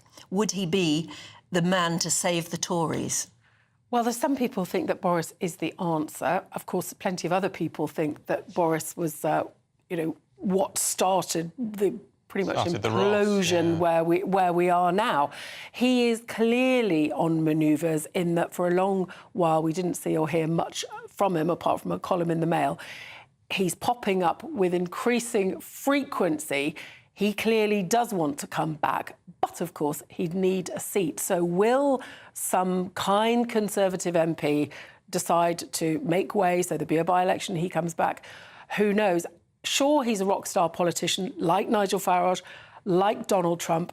He's also Marmite, isn't he? And I do think... Yeah, but so's Donald Trump, and Well, so's Donald Trump, but the problem, I think, for... apart from Partygate, the problem for Boris Johnson is the Boris wave. He came in pledging to get net migration down from 250,000 and then presided over it going up to nearly 1 million, which is absolutely unprecedented. That was on his watch. That was because of choices made under his government, and I wonder if people would forgive him for that. And also it's optics, isn't it, which is important. And he got away with this whole sort of bumbling facade. I mean, he's a very, very intelligent man, but the sort of bumbling facade he has... I wonder if that would wash against Nigel Farage, from whom people get the fact they get straight answers rather than these very odd sort of rants. And I don't know if you could take Nigel on at his own game, really. I mean, it'd be fascinating to see. It would. I mean, at this point, given all the craziness that we've had over the last few years, I think you can't rule anything out. But for all the appeal that Boris Johnson might have to quite a lot of voters, there'll be a lot of other voters going straight off to the Liberal Democrats. So let's see. But looking at that picture just on the side that's over there, you sorry, can't see it, I thought it was on the screen, of Nigel Farage and the sort of fireworks and the spectacle.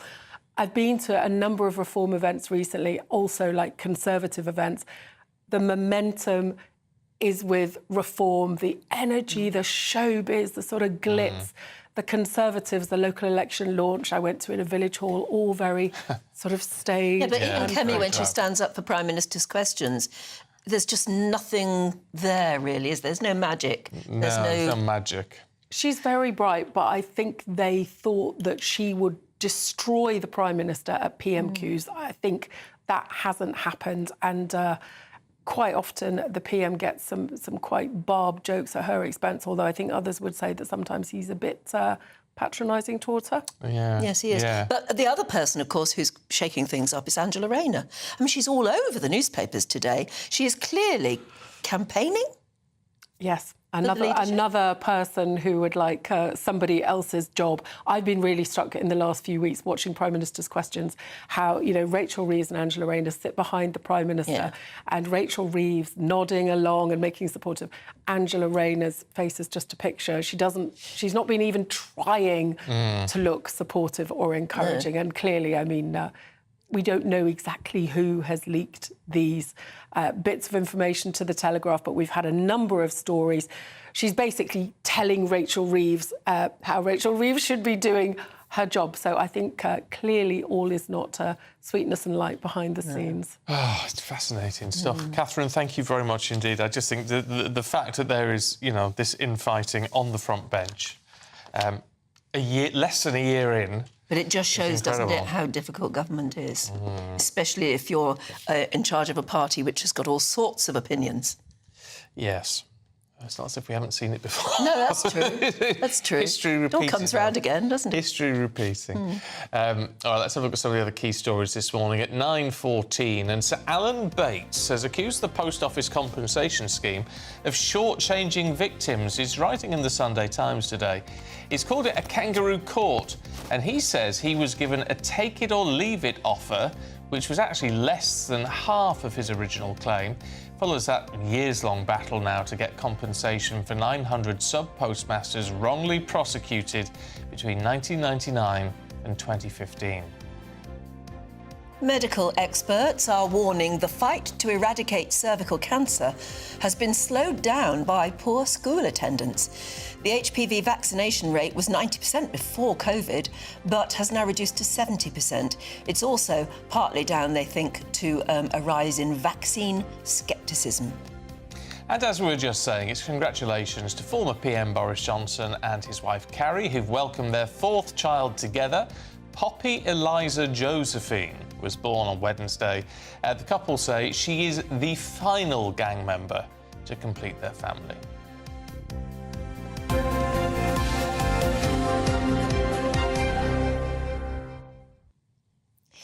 And now time is running out on your chance to win our biggest Great British giveaway to date. Your chance, of course, to drive away with Stephen's motorhome. Yes, my motorhome. Yeah, £67,000 it's worth at least, and then you get another £5,000 on top in tax-free cash. Here's how to take part in the competition. You could be driving away with this brand new Elnag Baron 560 motorhome. It comfortably sleeps 4, comes with sky roof, integrated kitchen and bathroom, and is worth over £67,000. And that's not all, as we'll also give you a further £5,000 in tax-free cash to make sure that wherever this motorhome takes you, it takes you there in style. For another chance to win the lot, text WIN to 63225. One entry costs £2.50 plus one standard network rate message, or text BONUS to 63225. 5 entries cost £5 plus one standard network rate message. Go to gbnews.com/win. Entries start at £2.50. Call 0903 686 3232. Calls cost £2.50 plus your network access charge. Or post your name and number to GB13 PO Box 8690 Derby DE1 9TT. UK only. Entrance must be 18 or over. Lines close at 4 p.m. on the 6th of June. Please check the closing time if listening or watching on demand. Good luck. Yes, best of luck to you now. Coming up, we're going to be looking ahead to the state visit to Canada. The King and Queen are heading there tomorrow. Packing their bags tonight.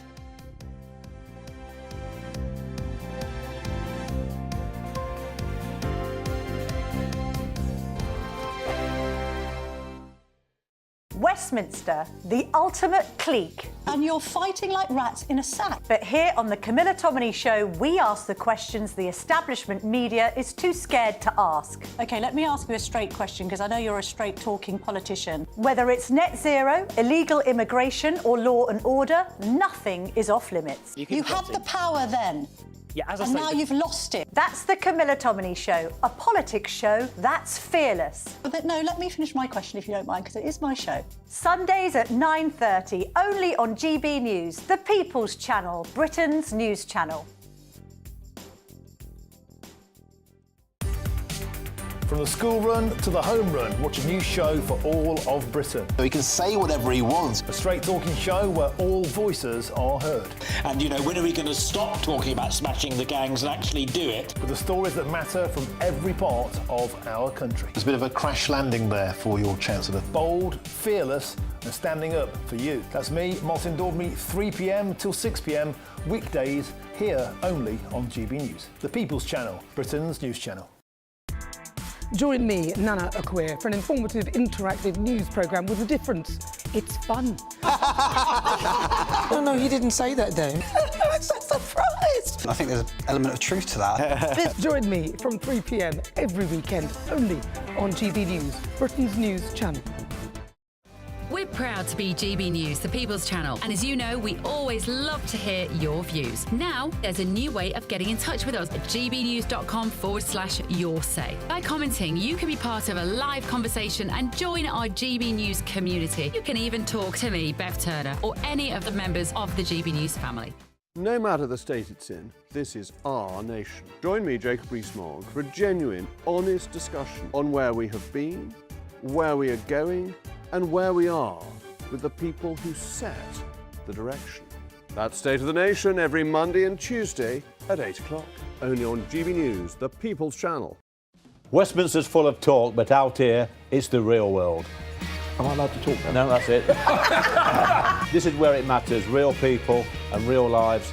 That's what politics is all about. The fact is Trump made a good start. No. Straight answers, no spin, and just a couple of pints. How many fingers have I got up? About 10. So join me for Lee Anderson's Real World every Friday at 7 p.m, only on GB News. The People's Channel, Britain's news channel.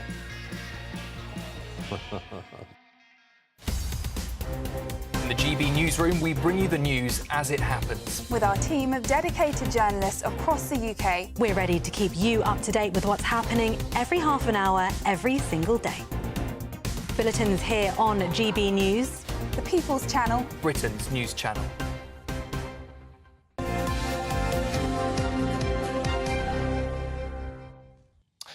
Now, 9:20 now. His Majesty the King and Her Majesty the Queen are heading to Canada for a state visit to open Parliament. The last time a royal undertook that role was in 1957 with Queen Elizabeth II, of course. But with threats from Donald Trump of making Canada America's 51st state, the country is keen to reaffirm its allegiance to the monarchy, and clearly the monarchy is very keen to show that their support. Yeah, let's talk to our favourite former royal correspondent from The Sun, Charlie Ray. Great to see you, Charlie. Morning. Is this the King dabbling in a sort of tiny little bit of politics on the side, on the QT? Good morning to you both, and you'd better believe it, Stephen. He certainly is. I mean, this is a very, very important state visit, probably one of the most important state visits that he will carry out. It's his 20th visit to Canada, so that shows you just how much he himself likes Canada. But also, it's going to underscore Canada's identity and sovereignty to the constitutional monarchy. And that is a subtle sort of slap in the face to Donald Trump saying, you know, hands off, Pally. We do not want this to be the 51st state of America. It is a Commonwealth country, huge links with the UK, and everything else. It's very, very important. And as Anna's just said as well, it's going to be only the second time that the monarch has opened the state opening of the Canadian Parliament. So hugely very busy and important. My concern is, having looked at the programme, and given that the King's health is not 100% yet, there doesn't seem to be much room in that 2 days. It's just 2 days, but it's a jam-packed 2 days. He's got to pack in an awful lot of things to see an awful lot of people, apart from seeing, you know, the new Prime Minister, Mark Carney, and the Governor-General, and, you know, the opening of Parliament. There won't be any of the robes or regalia or anything like that, but it is quite an important event. I know everybody I know who looks at them both. You know, you can't help but think, I'd be, you know, if I had to do that job. I know that they don't have as hard a time as others, but it's a difficult job to do, and my goodness, you need the energy for it. And they've taken on these enormous roles late in life. Well, and I mean, I've done an awful lot of royal tours all over the world with a great many of the royal family. Yeah, they're cosseted in many ways and everything else. But I can tell you, these royal tours are no picnic at all, because you've got to, for us, we've got to be in various places in time for the royals to turn up. Yes, I know they're brought in and then whisked back out again, but it's still quite a tiring expedition, and they're working against the clock again. You know, when they arrive, I think it's about 10 to 2 tomorrow afternoon, and that's about 9 o'clock here. You know, so it's a full day. Both days are going to be very, very full. Yeah, well, they seem to do it awfully well. They do us proud every time. They really do. Charlie, really good to see you, as always. Thank you very much indeed. Yeah, thank you. And talking of staying busy on all of that, our royal correspondent, Cameron Walker, will be boarding that plane tomorrow and flying out, so he will be there with the King and Queen during this historic visit. So he's had quite a time, hasn't he? Hasn't he just? Amazing. I mean, since he started on that job, it's not stopped. Not stopped at all. Amazing. He's young, he can get away with it. I bet he's tired and he's not... Well, to do what the King and Queen are doing. All royal correspondents say how tough it is doing royal tours. And our King and Queen are, as like I said, taken on the job in their late in life. Good on them. Still, they do it well. Right, that is it from us. Don't go anywhere, though. Camilla's here next. First, here's your weather.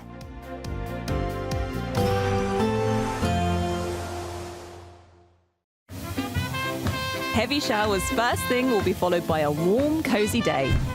Boxed boilers, sponsors of weather on GB News. Good morning and welcome to your GB News weather update from the Met Office. Well, it's a case of sunny spells and scattered blustery showers today, driest in the south and east, but feeling fresher for all of us. So there is some cloud and rain across the far southeast to start, but that will clear, and then plenty of fine and dry weather is on the cards. But out towards the west, that's where we're going to see scattered showers. Some of these are going to be heavy, perhaps thundery, with some hail mixed in too, especially across Northern Ireland, northern parts of England and Scotland. Otherwise feeling fresher for all of us, but in the sunshine towards the far south and east, feeling pleasant highs of 22 degrees. So through Sunday evening then, we hold on to a lot of showers across Scotland with some strong and gusty winds out towards the west. We also hold on to some outbreaks of rain across Orkney and Shetland, gradually clearing. Similar picture across Northern Ireland with showers continuing through this evening, but there will be some late evening sunshine, especially across the far southeast of England through Sunday evening. And then as we go overnight, well, it's a similar picture. We'll see frequent showers pushing in many places across the south and east, staying driest for longest. But otherwise, temperatures, well, it's not going to fall too low tonight, but it will be feeling a little bit fresher to start Monday morning than recent days. So lows around 7 to 10 degrees. So as we start Monday morning, actually plenty of sunshine first thing across southeastern parts of England, but elsewhere it's a similar picture where we'll see a few showers just bubbling up. There will be some spells of rain across the far north of Scotland before more persistent rain edges in to Northern Ireland later through Bank Holiday Monday. Otherwise, temperatures similar. We'll see highs of up to 20 degrees, so feeling pleasant enough in any sunny spells. Bye-bye. There will be a light breeze in the morning, leading to a warm front. Boxed heat pumps, sponsors of weather on GB News.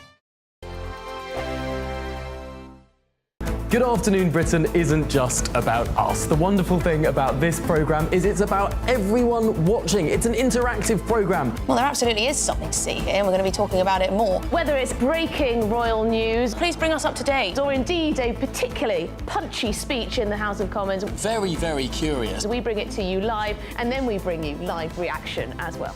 That's Good Afternoon Britain, weekdays from midday. Only on GB News, the People's Channel, Britain's news channel. Martin Daubney, weekdays from 3 p.m. To try and get rid of the St George's flag. Well, firstly, I think a woke landing craft drove through our interview at 10 miles an hour. But answering your question, I was asked to change a whole bunch of things on that spring picture. And to this day, I don't know why. As I said previously, it was just selling very, very well. And all of a sudden, the skids hit, and I was told to remove several things for God knows why. It's been selling very well, so why would you want to change it? And to this day, I don't understand. Well, as the old saying, if it ain't broke, don't fix it.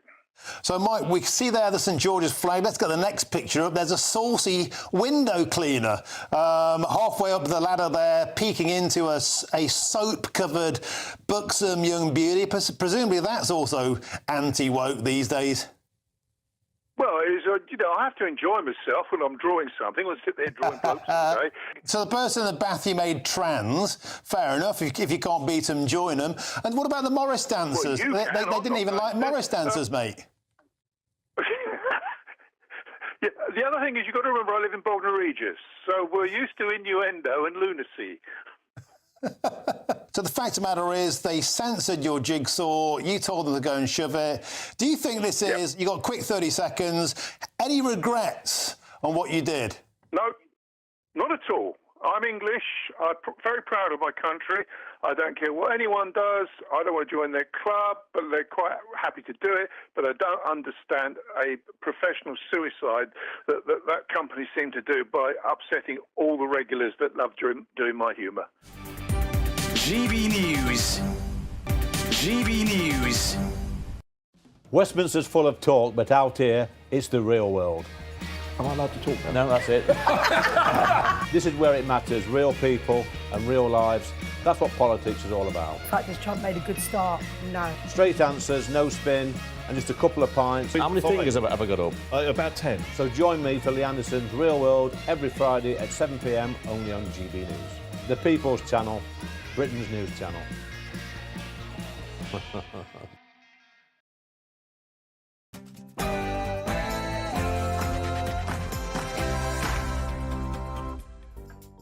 Good morning and welcome to the Camilla Tominey Show. Winter fuel payments, the sentencing review, the Chagos deal and a possible Brexit reversal. It's been another very busy week. Conservative Party leader Kemi Badenoch will join me. What's her reaction to the Tories polling in fourth place behind the Liberal Democrats? I'll also be speaking to Alex Ballinger, Labour MP for Hales-Owen. Is Keir Starmer about to U-turn on the winter fuel allowance? One of Donald Trump's closest advisors, Jason Miller, will be here. What's the US president really like in real life? And why has he slapped 50% tariffs on the European Union? Research fellow at the Henry Jackson Society, Andrew Fox, will take me through a report on Hamas's strategy in Gaza. Why are they using so many people there as human shields? And author and former GB News presenter Andrew Doyle will join me to discuss his new book, The End of Woke. Here's hoping. A packed show and so much to discuss as ever. Do not even think of going anyway.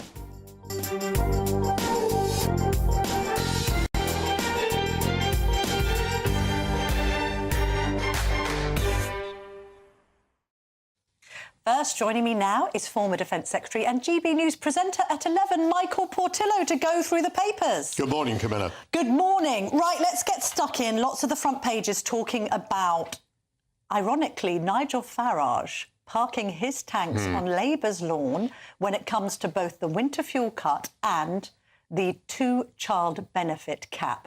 Tell us all. Well, I think it ceased to be an irony. I mean, it is perfectly clear that reform is going for Labour voters. Indeed, they did so very successfully in the local elections the other day. Had those results been carried through to a general election, there would be massive losses for the Labour Party in Parliament, and most of those seats would have gone to reform. And reform is not only about immigration and net zero, it's also about other populist causes, and amongst these are promises on things like social security benefits. And the government is running for cover. And here, I suppose here is the irony, that the left seems to have got control of the government because of the threat from the right. The right now being the populist right, the Nigel Farage right. And I think this is a very important moment, actually, in the electoral cycle, because I think this series of announcements and hints about the winter fuel allowances, about the two-child benefit cap, the hints that the